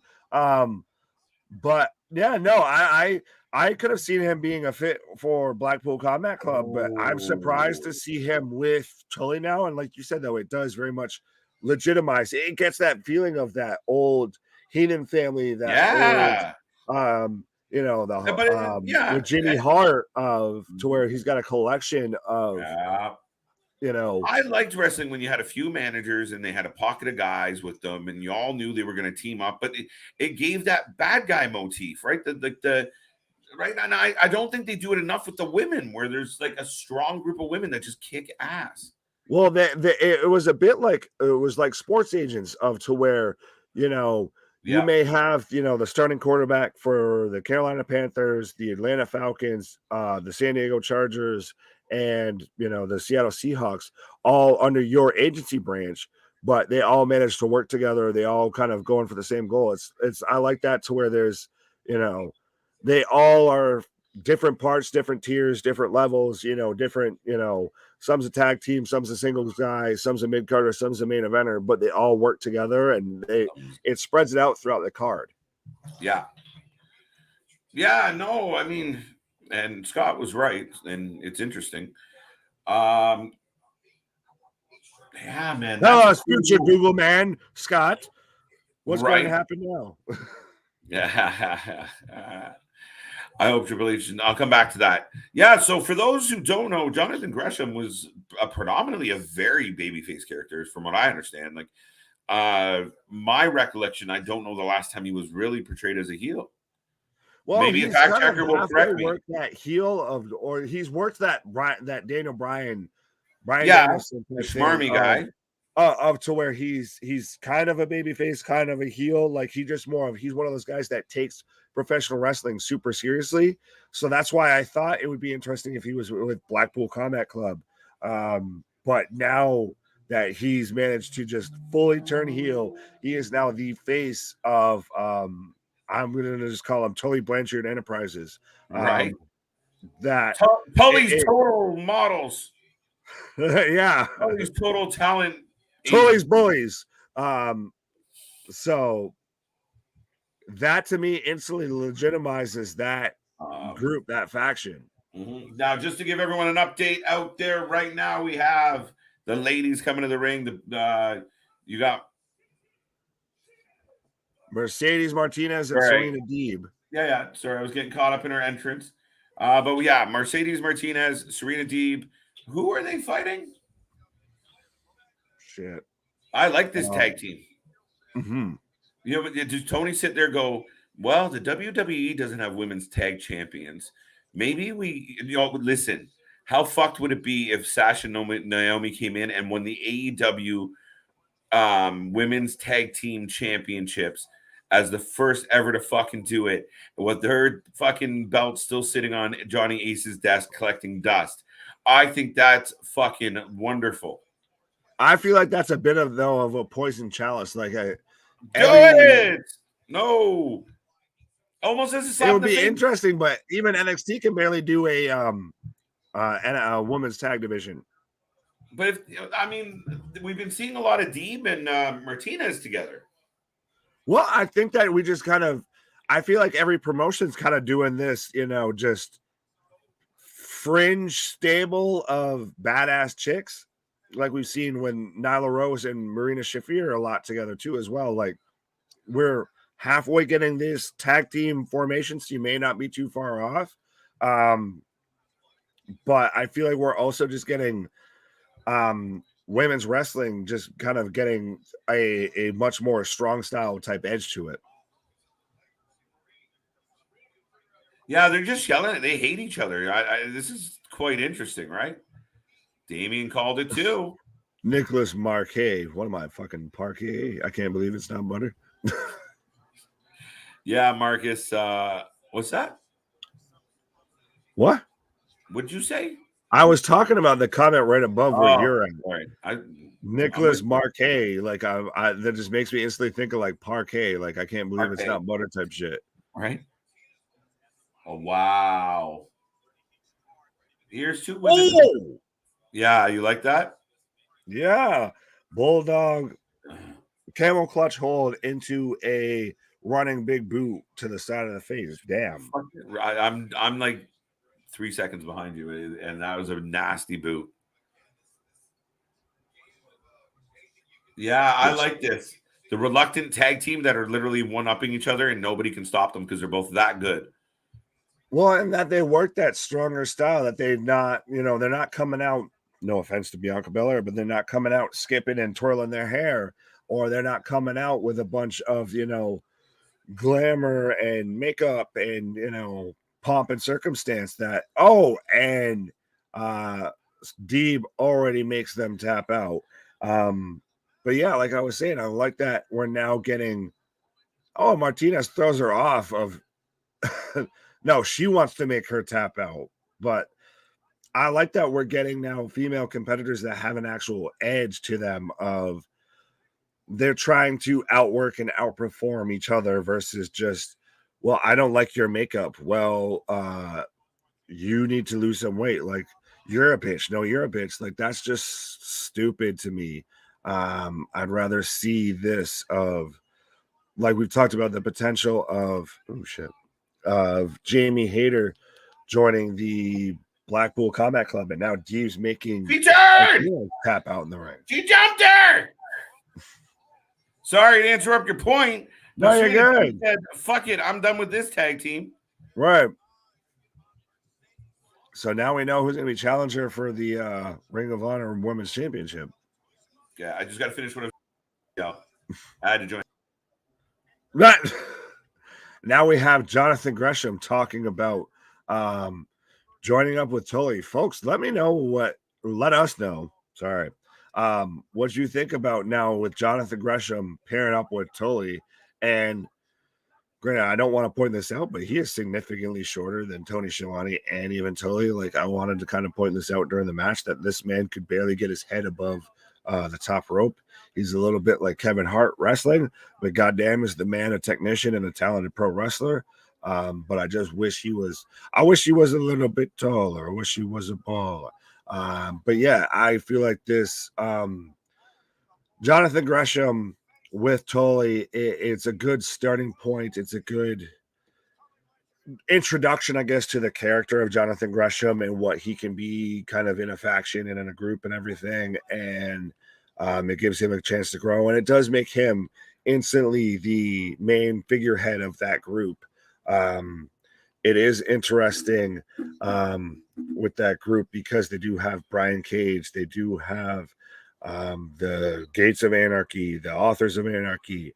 with Kaun, and I can't remember the other fellow's name. So it is interesting that they're kind of a hodgepodge group of wrestlers, but I like that's very much a callback to me to the 80s, 70s even style of wrestling, to where you had, the Heenan family, the Dangerous Alliance with Paul Heyman, or Paulie Dangerously. You had these kind of ragtag groups of wrestlers that would get together because they all kind of had a common goal. They all knew that collectively, as the evil empire, that they could accomplish what they wanted to.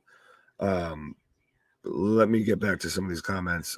Everybody's turning on everybody. Yeah, a little bit, but I feel like wrestling's kind of going to where people have more of that tweener gimmick than you get your true baby faces, your true heels. If Tony Khan was a smart man, he would hire Maria Kanellis to help book the women's division. No, I have, oddly enough, jaded feelings on Maria Kanellis. I feel like I don't know what she's done for professional wrestling outside of just she likes professional wrestling and she's pretty, and she married a professional wrestler. Now, if you want to bring in Mike Bennett, absolutely.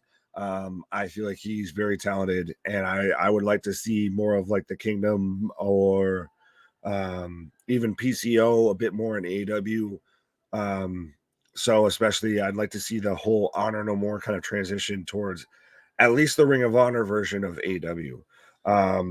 Yeah, Maria Kanellis, I'm not a big fan of. She's very much in that Divas title generation for me. That's just kind of always just has a man sour taste in my mouth. No, to call back to the maximum male models. Let's see. Tony Khan should chill out introducing titles right now until he unveils the trios. But that's the thing, is everybody thinks that we're going to get the trios. Nothing's been absolutely set in stone that we are. So it's going to be interesting of if we ever actually do. I do like what we're doing, what they're going to do with the All Atlantic Championship. That is going to be potentially one of those belts that's defended more overseas, that's defended in safe progress. International promotions, because of especially someone like Pac having those travel and those visa issues, that he won't have to worry about that if he's defending it in kind of his backyard. Yeah, no, absolutely. And I'm just jumped back in, so I can't catch up with everything. This feels like a long ass commercial. Is that my fucking imagination? No, it's a long commercial. Long as shit. Folks, I do see a good handful of people in the views are viewing right now, but let us know what you're thinking out there. I appreciate seeing the chat, but let's light it up. Let's get chatty. Remember, this is a channel for fans by fans, so don't be shy. Give us your opinion. Do you think the commercial's long? Did you like the last match? Serena Deeb did turn. And as Scott said, everybody's beating the shit out of everybody. It's kind of crazy. Oh, and Jonathan Gresham did turn, and now it's time for the main event. My favorite part of the wrestling week, folks. Mark Henry. Yeah, and my favorite, freshly squeezed Orange Cassidy with Danhausen dressed as a lawyer. I'll give him credit for that. But we have the best friends behind him in rainbow tie-dye jumpers, just staring off blankly. Please tell me you see Danhausen in a suit. You don't have to answer that. His new gimmick is acting like a lawyer. Oh, it's hilarious. Give me Danhausen versus Smart Mark. I will give me that on a pre-show, and I'm fine with it. We kind of had the tag match on a pre-show, but not. I'm saying just give those two in a straight-out one-on-one, like some Michael Cole versus Jerry the King Lawler type shit. Yeah. No, absolutely.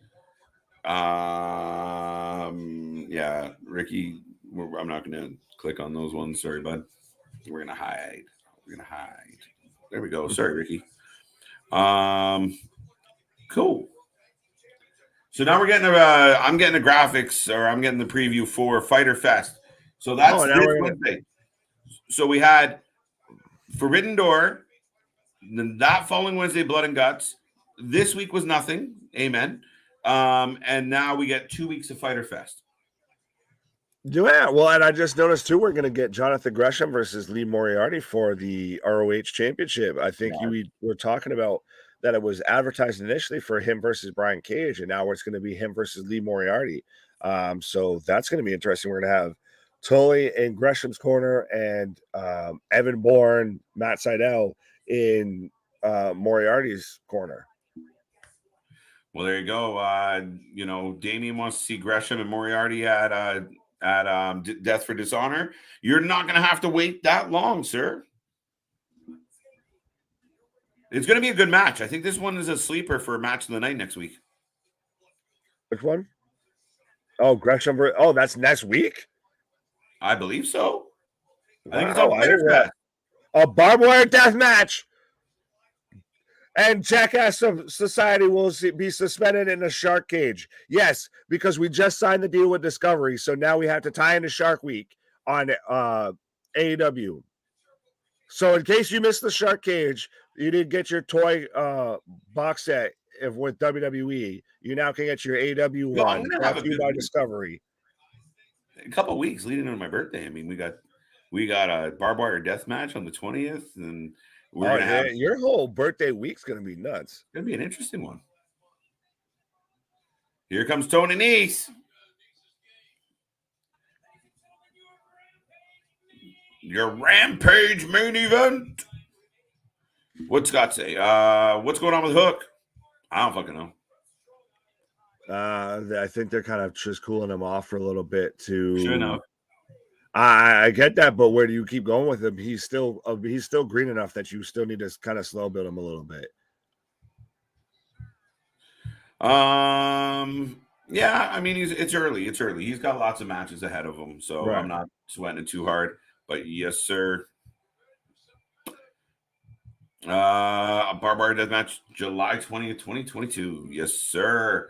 Correct me if I'm wrong. If my fact checkers out there, they did say Gresham Moriarty were going to be on Fighter Fest, I believe.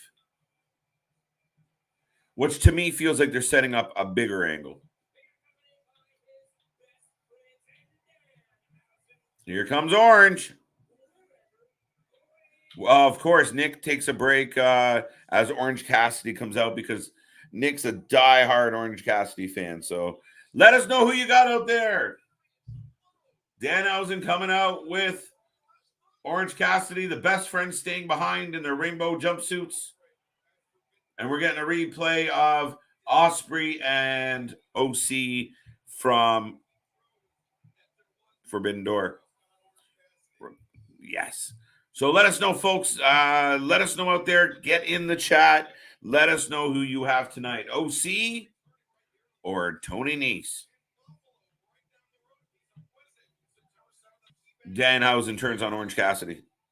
The night of turns.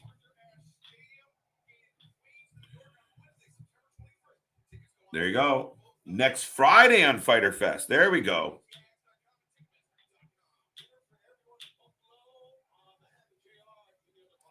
Here we go.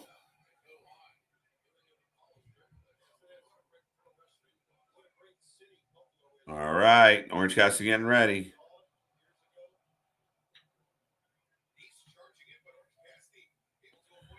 Orange Cassidy. Chris has got Orange Cassidy.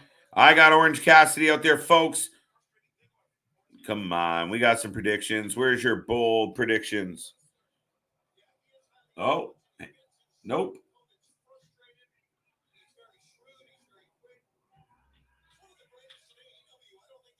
Tony announcing Orange Cassidy is one of the greatest wrestlers in AEW.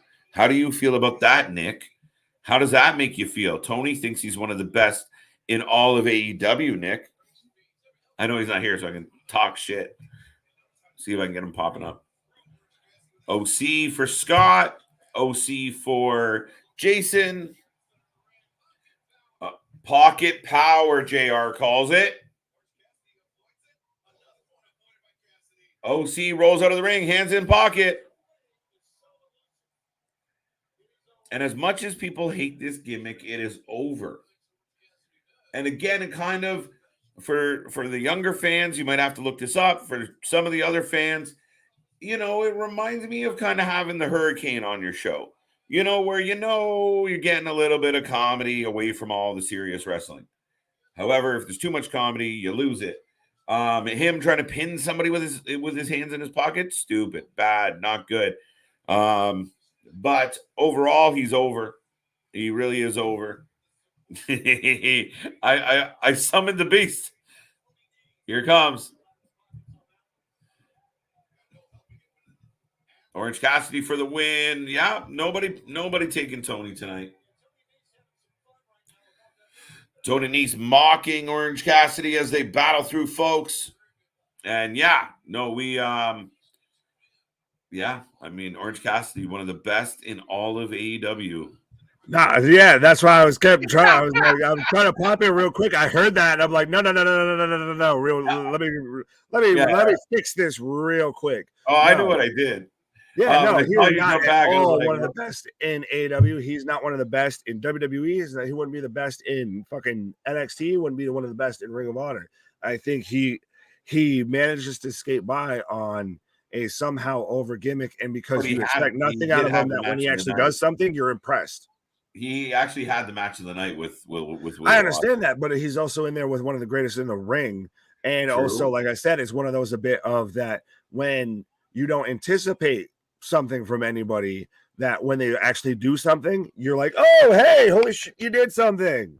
No, but I felt like it was a rising to the occasion. I told everybody when they announced this match, I was really disappointed. But It was an opportunity for Orange Cassidy to rise to the occasion and be more than just a hands in the pocket guy. Did he make some bad choices during that match that I hated? Yes. But at the end of the day, it was the match of the night, and I have to give the man credit where credit's due. And the fans are going fucking nuts every time we see him. Oh, and yes, I will say this real quick before I pop back off real quick, if that's cool. Wow. Okay, so I got the first picture of the night for me. Yes. But last thing real quick is that I understand. I get very much, and absolutely, I applaud that man for having the best match of the night at Forbidden Door, but he's still. He might be slightly grown on me, but that doesn't mean he's anywhere near the best wrestler in AEW. Would you put him in the top? I wouldn't even say one of the best. Like, how long is the list going? If we're talking top 20, top 25, top 50, like maybe top 50 in AEW. No, I'm saying it depends on how long you want to go on the list. If we're talking top 5 in AEW, no chance in hell. Top 10? No. Top 20? Yes. All right. I'd put him in. I would even give you probably top 15. Really? Okay, that's interesting. Maybe that's what we'll have to do. We'll bring back the power rankings, but we'll start ranking this shit instead of get Will, and we'll do the tier list or something. We'll pull something out of the bag here. Yeah, no, we might have to do something like that. But we're full of ideas, folks. But yeah. Right now, the Cassidy match is rolling along. Tony Nese is in control. Aubrey's doing her best to control it. Danhausen's running around outside. Smart Mark's out there. No, he's somewhere. I'll see him in a minute, but I think he's on the other side. There he is. But I just kind of love Danhausen in the lawyer suit. Right? Yeah, smart Mark Danhausen. I don't know what you want to call him. Smart Danhausen. It doesn't work. The Danhausen curse, though. All right, folks. We got 1 hour. Is anyone feeling like this 1 hour of Rampage is? Yeah, bonehead. Yeah, we're rolling towards the finale of this bad boy now. Moonsault press gets missed. What do you got, folks? What do you got? Talk to me. Don't be shy. It's a Friday night. Who's wrestling in a barbed wire death match on July 20th? It is Eddie Kingston and Chris Jericho. Hopefully, It's the last fucking time we see this. Hopefully, this is the end. Hopefully, we are good to go after this feud. Hopefully, they're making better choices.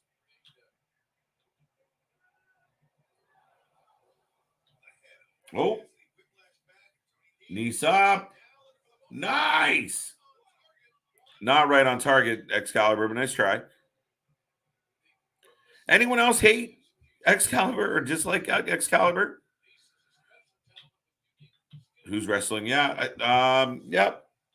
Damien, it's gonna be what do you call it? What did I just say? Eddie Kingston and Chris Jericho. We back. Yes, we are. Orange Cassidy trying to come back. Nese having none of it. Folks, 3 hours in. We're almost at the finish line now.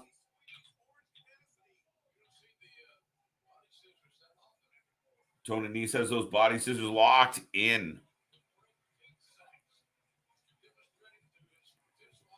Boom, boom, boom. Orange Cassidy trying to break free. Keeping Maro and Regal on commentary. I love Regal on commentary. I'm a big fan of Taz on commentary. I don't like Excalibur. I struggle with Excalibur. And I know people shit on him for having the mask. I don't like the mask, but that's not why I dislike Excalibur. I feel like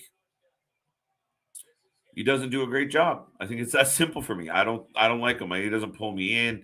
He doesn't try and show me anything. But Scott's hoping for the same. I think of this. Excalibur is horrible. It really is. And like I said, I don't like the mask thing. And other people have talked about the fact of the mask wasn't like, I get it. People are all PWG and blah, blah, blah, blah, blah, blah.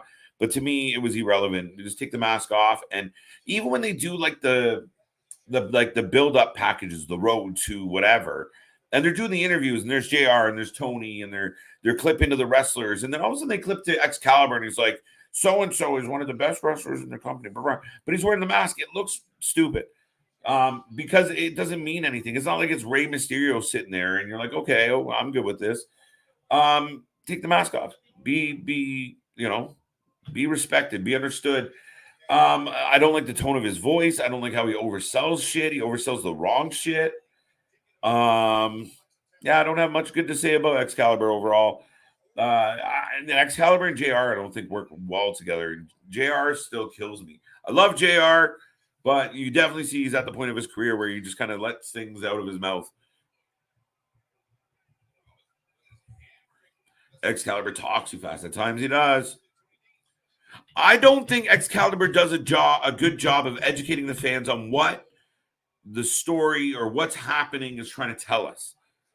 He comes off like he's missing the point. And he's talking about, you'll talk about the big spots and oh my God, this and oh my God, that. But like at times he should be, even when they bring out a new character, he should be going like selling it. And he doesn't he doesn't explain like, oh, this guy is so-and-so and oh, I've heard about him or I've seen him. Oh, we got Danhausen and Smart Mark pissed off. Baseball slide by Tony on Danhausen. Orange up top, though. Crossbody. Off the ropes. Duck. Yeah, like right there with Excalibur. Comes around. I don't like it. Orange Cassidy just hit with Tony Nese with like 3 finishers. And got a kick out. You don't kick out of the Michinoku driver. Excalibur is good for a super niche group of fans of the AEW initial audience with guys like Janela, Stunt, etc. on the roster. Yeah, I see what you're saying there, Nick, and I don't disagree. Especially because he came with a level of familiarity for some of the fans, and he knew a lot about the guys, and he knows a lot about the circuit. So I get that. Oh, Tony Nese there. Oh, wow. I will say, not a bad match. Taz is great. Taz is outstanding. Anyone agree with me? We're getting a good one here. Am I all? I can't be all by myself on this. I think it looks like a good match, folks.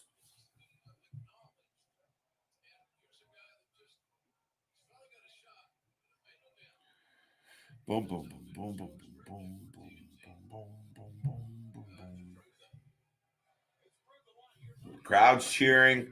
Keep in mind, this crowd's been at this event for a long time, and they're giving a cheer. They obviously want the babyface to make his comeback. Tony's done a good job. Tony's talented, though. Wow.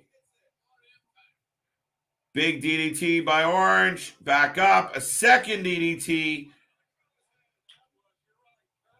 Let the crowd his head. Shut up. I don't like him. You should let JR do those spots. Right on his head. You know? Another DDT. Oh, fuck off. Tony Nese kicked out of 3 DDTs.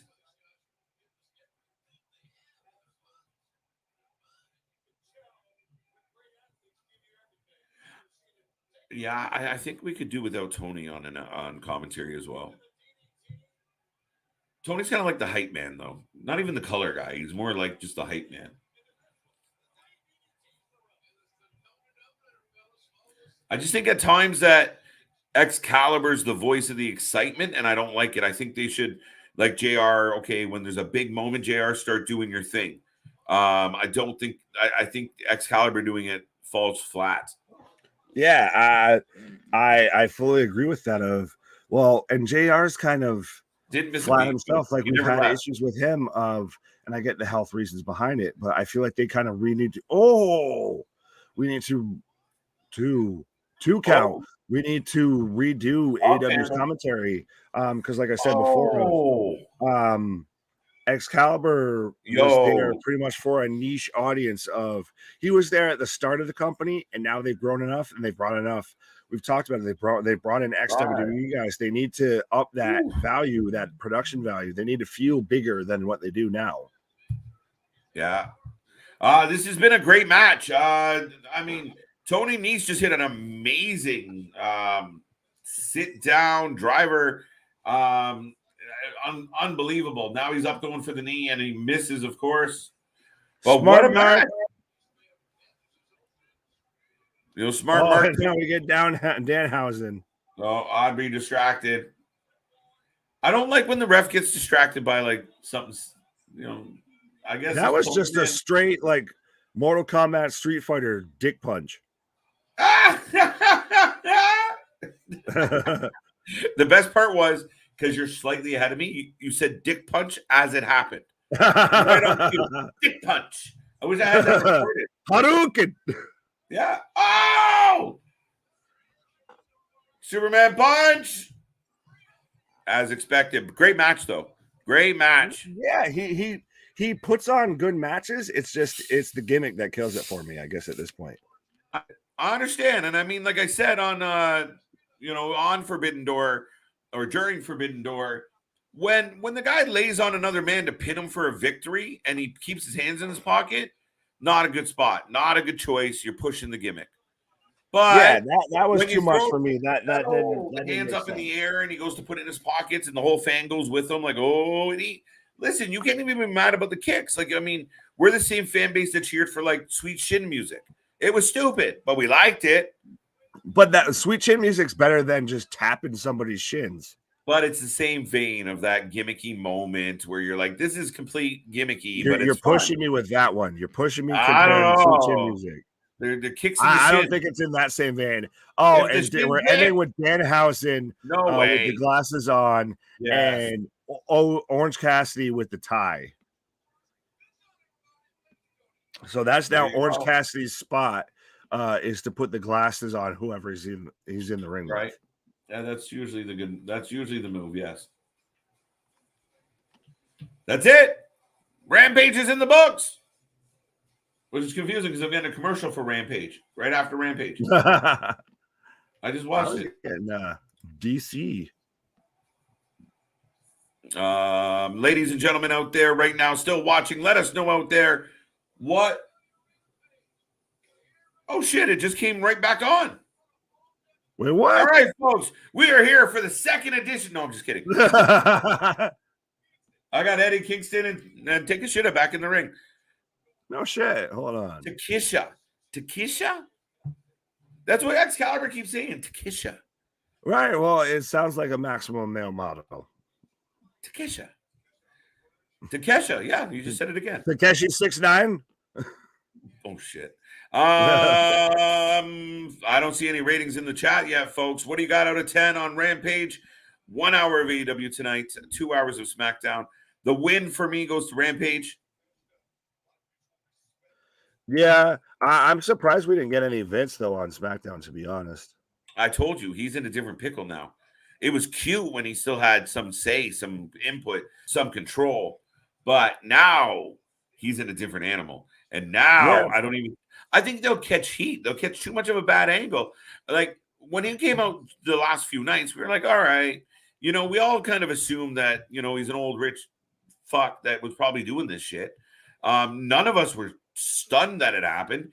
All of us said today, like, oh, it's just the beginning. It's just the tip of the iceberg of how many millions of dollars he paid out to shag people. Blows my mind. Well,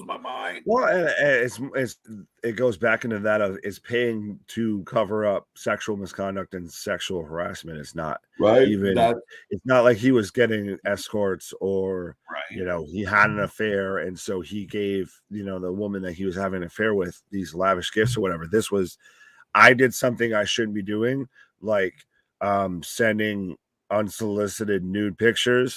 And imagine being sorry, Nick, but imagine being in the ladies' locker room, sitting there, getting ready for your night, your show, your whatever, and all of a sudden, you get a ding, and it's Vince who's in Gorilla, like, hey, what? He's just in Gorilla, just got that thing out, I'll show you my Gorilla, but Jesus.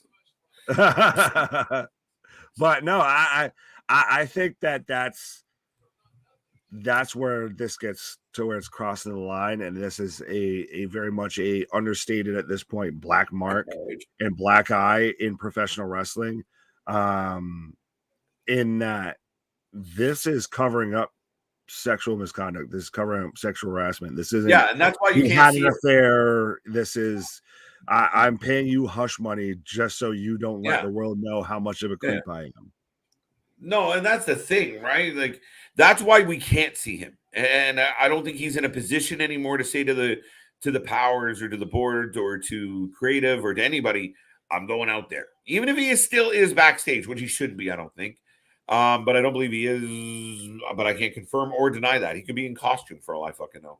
But he's playing the what's his name there?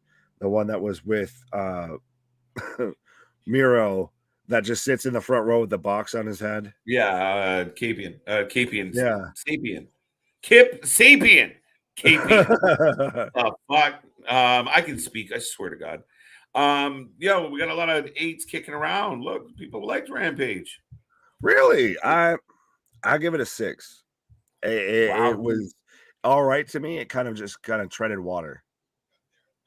No, I liked it. I'll go. I like 6 as an answer. I'll go. I'll one up you because you one up me on SmackDown. I'll go 7. I don't think it was an 8. I don't think we quite got to 8. The main event was really good, had its fun moments, and again, the comedy relief is that. But the match itself, lots of false finishes. I really don't think you should hit 3 DDTs and not get the win. But I'm old school.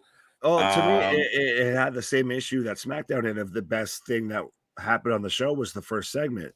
The best thing of the night was Takeshita versus Eddie Kingston. I like that match too, so that's partly why I'd give it some points, and I didn't mind the women. Oh, I'm not saying I'm minding the women, but it's one of those of there's nothing that really got me out of my seat. There was nothing that really drew me in. There was it treaded water, and I feel like it almost might be hindered slightly because it's following a very lull of a SmackDown. Yeah, I mean, fuck, dude. I mean, for me, and again, I think we get the challenge, and I like the fans when they chime in because, you know, a lot of times we're looking straight ahead. We're not looking where we should be. Like, I almost position things differently, but even then, we would be paying attention to the screen, and that's so we miss parts. But listen, Kingston, Takeshita, I'm trying to mix it up, but Takasha or whatever the fuck they're calling him. And Kingston was a good match. I highly enjoyed the match. I know some people out there are going to shit on it because they shit on everything, but I liked the match. It was good. We got into, I mean, Gresham turning was a big thing for me. Yeah, sure. I forgot about that. So Gresham turning was good. The lady situation was good. Serena Deeb turn. We're going to get them two fighting. That's pretty cool. And then you have the main event, which was back and forth, entertaining. Yeah. I like that we're getting a build for the Ring of Honor card. I like that. I feel like we're getting a better build for the Ring of Honor card than honestly we might have even gotten for Forbidden Door. Well, yeah, and I mean, I think it's easier to pull off because you put Gresham out there. You give Gresham a match with Lee. He's probably going to win. We imagine there's no worry about that. But then I think when he wins, it sets up like, you know, maybe he keeps kicking the shit out of him and somebody comes to the rescue. Now we got an angle. Now we had whoever's in the you know, it's not going to be Lee. You know, God love you, Lee, but I don't think it's going to be Lee versus Gresham at Death for Dishonor, Death Before Dishonor. I think it's going to be a bigger name than that for sure. Do you want to take a guess at who it could be? Put me on the spot, mofo. I can give you a name. I'll listen. Gargano. Yes. Fucking yes. Sign me up for that. I absolutely. And I feel like I mentioned this a bit earlier, and I don't know if you noticed it, but when Gresham's like in the corner, especially like in an AEW ring, his head's barely above the top rope. No, he's a little man. I get that he's small, but he looks very small. And we've talked about the size with Adam Cole. So I don't want to be rude to the man. I mean, size doesn't always. Oh, he could throw my ass around, but I could leapfrog him. Yeah. I mean, he's jacked. I mean, that's what I was saying earlier about. And again, not that I was being critical. I was curious, genuinely curious, because I feel like Jordan Grace has a good 50 pounds on him. They suplex each other to see who's top. I'm Googling my buddy here. Who you Googling? I can help you. I'm looking up Jonathan Gresham. He is 1.63 meters because I'm in the metric system. Mr. Canada, let us know what that actually means to us uneducated U.S. citizens. You guys we're the one country that doesn't use the metric system. And it doesn't make sense. Life is so much easier with the metric system. It really is. You guys are funny. We like to just be independent. I know, but like independent to a fault, right? Like we're not gonna do it like you guys. We're different, but we're not gonna do it your way just because you do it that way. We're just like rock, flag, and eagle. What temperature does water freeze at? 0. Anything below 0 is fucking cold. Anything above 0, it's getting better. 32. 32. Right? Why 32? Like what the fuck? Because it makes no sense. Oh, I very much agree with you. We do it out of spite. We do it like how we talked about when Sasha Banks came back or she came out and went to AEW. It would entirely be out of spite. Like how I brought that back to wrestling. I like it. It was pretty nifty. Yeah, no, it's a completely different world. But 1.63 meters in feet. He's 5'3" on record, like on his. Bro, I'm like a foot taller than Jonathan Gresham. That makes me sad. Yeah, I got a solid 6 and change inches on him. Like about. You're taller than me, motherfucker. I'm 6'2". Yeah, you're over 6 foot. Oh man, yeah. I wish I was. That's why I'm Big Nick, bro. I'm trying to find Jordan Grace's height right now. I'm telling you, she's bigger. That is 1.6 meters. Does that mean translate? Oh, so 1.6 meters. What? And he's 1.63. Okay, so they're about eye to eye. Yeah, like they're eye to eye, but I think she's thicker than him. 60. This is like anyone tuning in right now. They're like, what the fuck are these guys talking about? Oh, I don't care. Jordan Grace is thicker than a Snickers. That doesn't mean I wouldn't holler at her and say, "How you doing, pretty lady?" Oh no, she's a very attractive. Oh, she's absolutely. She is fantastic. No, this is more of a curiosity because Jonathan Gresham looks 5 foot. Right, but that's why I think him versus Gargano would be interesting because Gargano is one of those, again, a bit of a smaller guy that we've talked about it. We've heard it brought up with Adam Cole of he looks too small to compete as a main event or a world champion. So if you have someone like a Gargano who's a bit of a smaller guy and wouldn't dwarf Gresham, but could put on a hell of a match, absolutely. And then you maybe get Candice in too. We get Jordan Grace and Gresham versus Candice and Johnny. Yeah. Now that's asking a lot, but I thought they should have done that with Cole, except he hurt his brain. But Cole and Britt, especially, I called it. And I mean, I really wish they would have done it, but you could have really had them go after the power couple who were rocking those pink belts. Oh, yeah. The belts that we'll see as much as Braun Strowman's greatest Royal Rumble title.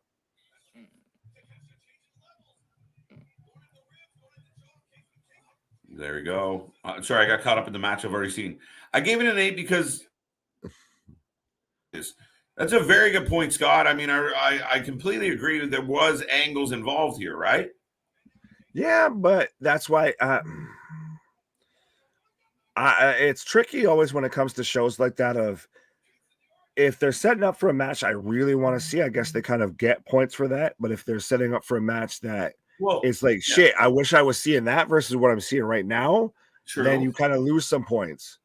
I see what you're saying. I mean, but I'm looking forward to Deeb and Martinez, and there's a good chance that belt's going to be on the line when it happens. I'm looking forward to Moriarty and Gresham. That belt will be on the line. I think that's setting up not just Lee, but I also think it's setting up the next step past Lee. I'm trying to think. Gargano's a good choice. I mean, especially when you're looking for a really purebred baby face to come out against the new heel Gresham. It's too bad. He fits that ROH style too. I do like I said before, that we're getting this build and this push for Death Before Dishonor, the new Ring of Honor show. Like we're getting FTR versus the Briscoes, the rematch. We're getting Yuta versus why can't I Daniel Garcia. Yes. So we're gonna get I heard rumors that we're gonna get this bleed over from AEW talent into Ring of Honor. So I like that we are seeing that, and they're doing the best with it that they can. These aren't just we're throwing people in there just for attention, and these matches are good matches that hopefully will be entertaining. Yeah, no, I think they will be entertaining. I think, we've seen a lot of, Ring of Honor shows that deliver. And when they shut everything down, I think a lot of people were disappointed. It was, there was a mainstay there, and there was a brand familiarity that people held on to. So for me, and the way they ended Ring of Honor was outstanding. And I think that's what type of show we're going to get from these guys coming in to this. Now it's on Tony to do it though, and do it right. We're going to get, like you said, I'm not going to repeat it, but we're going to get some really good matchups with really good teams. And if you do it, or really good opponents, if you do it right, it's going to look good, and they're going to be able to deliver an outstanding show. I'm looking forward to it. It just so happens that it's my lucky birthday, and there's a good chance I'll be right here with you. I might feel a little like we might have to mute KJ's mic quite a bit that night. He might go into full shoot mode, and right. Might not be exactly. You might want to put the women and children to bed. It's my birthday. Let me tell you all my thoughts. Let me tell you one more thing. Jake, the tribal chief, gave SmackDown 1 out of 10, Rampage 8 out of 10. Yeah, I mean, 1 is harsh, but close. 8 is a little rich for me, but close. So we're not that far off, Jake. They're in the buffer there. Jake from State Farm says, you like one, not the other. I'm looking forward to I think that's a given at this point. I'd be very surprised to see someone say that they liked SmackDown more than they did Rampage. Right? Anyone out there feel like the Rampage show failed to outlive or outshine the SmackDown show tonight? Is there anyone brave enough to say, you know what? I thought SmackDown was better. Anybody? Bueller? Yeah. Bueller? Defend your case. Right. I'm looking forward to Theory versus Madcap Moss next week. It's going to be a good one on SmackDown. It's going to be good on SmackDown, but I added the one. I'm more interested to see Theory versus Riddle. Yeah, I think the way I would have done this completely, dude, is Riddle or Austin doesn't lose that US title, and it's Riddle and Theory in a feud. I think that works well. I think that plays well. Riddle's super over. Austin's super heelish. He does the dude shit. He does the arrogant prick shit, and everybody gets along. And I think it works very well. But then what do you do with Bobby and what do you do with Seth? Oh, fuck. Put them against each other. Fuck it. I do halfway like where we're going. I hear you. I do like Lashley versus Theory, and I like Riddle versus Seth. How we got there is beyond me. Right. But I do like where we've gotten. I think on paper, initially looking at some of the build-up here, Seth Riddle is one of those matches, I think similar to Orange Cassidy and whoever, where it could steal the show. And a lot of people are naysayers of Riddle the way they are of Cassidy, but I think Riddle can go in that ring, and we've seen it multiple times. Seth Riddle, that's going to be a high-paced match. Yeah, well, and I think the problem, though, and I guess the difference between Cassidy and Riddle is that not enough people know. What? Not letting me away with it. I tried to slide that whole Orange Cassidy thing in there. You're like, no. You're like, no, he's not. No, it's. I think not enough people know about Orange Cassidy going in the ring because he gets drawn into like the mimosa match and stuff like that. No. I think people know Riddle can go in the ring. It's he loses people with the hey Randy, all of that. He relies on being Randy Orton's cheerleader versus actually being a former UFC competitor, the man has skill. Let him just be a badass. I guess it's like what I feel with Orange Cassidy. The guy can go, just let him go. Just don't do the hokey shit. Yeah, I mean, I get that to a point, but I feel like Riddle's got some hokey shit in him, right? No, yeah. Oh, he's got the pigeons or the ostriches, the draft. That comes shooting out when he kicks off his flip flops. Like, don't get me wrong. It's a weird look. It's a weird decision, but yeah, I don't know, man. I think I really do look forward to Seth Riddle in the ring. I think that's going to blow our minds a little bit. It really has potential to have a fucking real stellar match. Lashley Theory, we've seen. I don't care. I don't know. Maybe they surprise us. I'm not thrilled about it. Fair enough. Prove me wrong. That's all. Prove me wrong, folks. But with that being said, ladies and gentlemen, I think that's our ratings. That's our thoughts. I think the chat is starting to get quiet on this wonderful Friday night. I think we're winding down. I think the team has some brainstorming to figure out if we're going to do anything this weekend. So you may. Oh, I don't think it's I don't think at this point it's not an if. I think it's what we're going to do. We're going to end up on this fucking thing all weekend long, watch as always. I can't wait to see you live, M. Is that supposed to be mate? Did you get cut off? Are you okay? Let us know if you're okay. Are you cut off mid comment? Have a good one. Thank you, Scott. It's always a pleasure. It's a pleasure to have anyone and everyone out there be a part of the show to chime in. We love the guys that and girls that keep the chat going, keep it live. But yeah, it gets pretty late at night, so time to hit the old hay. And you know, we'll be back this weekend. Nick's making me promise we'll be back this weekend. And listen, I don't disagree with you. We get the itch. It happens. You know, as long as you don't get the man sores, you're good. Yeah. That's the tip of the night from the Wrasslin for Life Network. Right. Is avoid mansore at all costs. Can't wait to see Liv Morgan and Natty next week on SmackDown. My mistake. All right, Damien, that makes more sense. Yeah, see, like I said, you got cut off, you know, mid-comment, you know, whatever tragic event happened. I'm glad you were able to make a full recovery and come back. I think this is my guess here, and I know it's just because we're rambling at this point, but if I was to guess, he typed his phone changed live to live, and then when he went to delete it, he was already on the M and hit enter and sent the message. Oops. Oh, I've been there. I get that, but yeah, it happens. Doesn't mean you ain't getting caught in the crossfire, boy. Me and my chubby thumbs stomping on a keyboard once in a while. But I can't wait to see Liv Morgan. Yeah, we can't say we'll be right here for that. Nick, final thoughts on this amazing Friday night, 3 hours. We're this close to 4 hours. It almost makes me want to talk for another 11 minutes, but don't threaten us with a good time because we could have that easy in a heartbeat. But yeah, no. I think tonight was an interesting night. I feel like, granted, it was a little bit of a letdown. I feel like we were going to get more with Roman coming back. We were going to get more.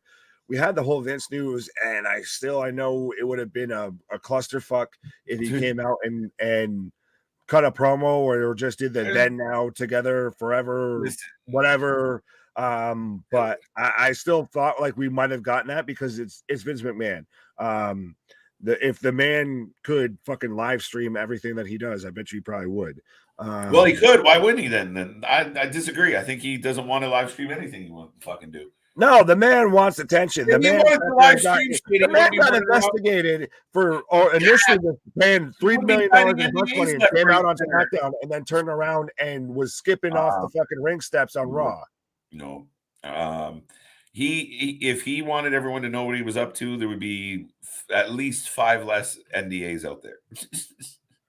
Well, that's just because he don't know how to act right. That's not because he doesn't want people to watch. I know I said this today, and it sounds all kumbaya, and all the capitalists out there are going to hate me, but I honestly believe there should be a cap on wealth. I really do. I think it's absolutely. How much is too much? Yeah, you know what? Oh, well, they earned it. Fucking then donate. Once you hit a certain plateau, you're required to feed a fucking. And even then, honestly, fuck all that you earned it shit. Because honestly, if you looked into most of the backstories and the actual foundation on most of these companies, most of these billionaires, trillionaires, they made it off the backs of other people and just happened to be the one that managed to stick their knife in the right spot on somebody's back. Yeah. So I absolutely don't. All these, to me, it's I guess tax the rich there. Yeah, tax the fucking rich. I'm poor. Stop fucking taxing me. No, but no. I mean, this is a little of a side diatribe, but Thomas says 1. I'm not sure if he means we're number 1. Thank you in your heart. Yes, other channels are the 2s, and we the 1. Or he gave SmackDown a 1. Maybe he gave Rampage a 1. I don't know. Rampage was better than a 1. I don't know, Thomas. But yeah, I mean, literally, like I said, it sounds all kumbaya and shit. But realistically, the problem, you give people too much money and they act complete fucking clowns and they can't stop themselves. And I feel like there's a weird counterbalance within people between money and like human decency, and that when you add too much money on one side, the human decency gets thrown the fuck because you remove accountability. Money removes accountability at that point, right? But that's the thing. As I also feel like on the opposite side is that people that don't have all that much are being the nicest fucking people and will give you their fucking shirt off their back. Yeah. Vince would have his limo drive through a puddle and splash you if you were walking through the fucking rain.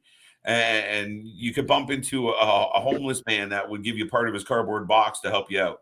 It's just the way life is, and more people could be good. But yeah, fuck this. There's so many people out there fucking struggling and suffering. This guy's running around fucking throwing money at every vagina he sees across the board. It's ridiculous. I just, he's like fucking Oprah when it comes to sex. Like, you get $1 million, you get $1 million, you get $1 million. It's ridiculous. And I don't know. No, yeah, I absolutely agree with you. And I guess I'll just I'll land this plane for us here. Yes. Just try and be a better person in the world. Just be a friend, tell a friend about, obviously the channel and everything, but just try and I say this all the time to the point where my wife even repeats it back to me now of it's a great day to have a great day. It all depends on your outlook on shit and everything. And honestly, I think if we all just made a slightly concerted effort to at least do one halfway decent, one better thing in the day, that can make someone's day. Absolutely. So just, be a friend, tell a friend. It's a great day to have a good day, or a great day to have a great day, and just try and be a better human being. Absolutely. I like this element of this little closing segment with the boys tonight. We're winding this down, and I think everyone's like, I feel like they're stretching this out a little bit, but we kind of were. But all that being said, Nick, it was a good night. To your point, positive breeds positive. It's a good day to have a great day. It was a great night tonight. We're rocking and rolling, and our vibes have been nothing but positive, and the results have been nothing but positive. We enjoy being here. Thank you so much, folks. We are here all week long. Stay tuned. We will be back sometime this weekend. We will be back on Monday for Raw, and we are not stopping. And we got a whole bunch of pay-per-views and special events coming your way, plus original content, plus more stuff, plus. So don't go anywhere. Like, subscribe. Don't only tell a friend about being kind. Tell a friend about the channel. And thank you very much. Nick, anything else? Nah, I think you capped that. We're out of gas. We almost made it. Ladies and gentlemen, until we see you next time, we will see you on the flip side. Thank you very much.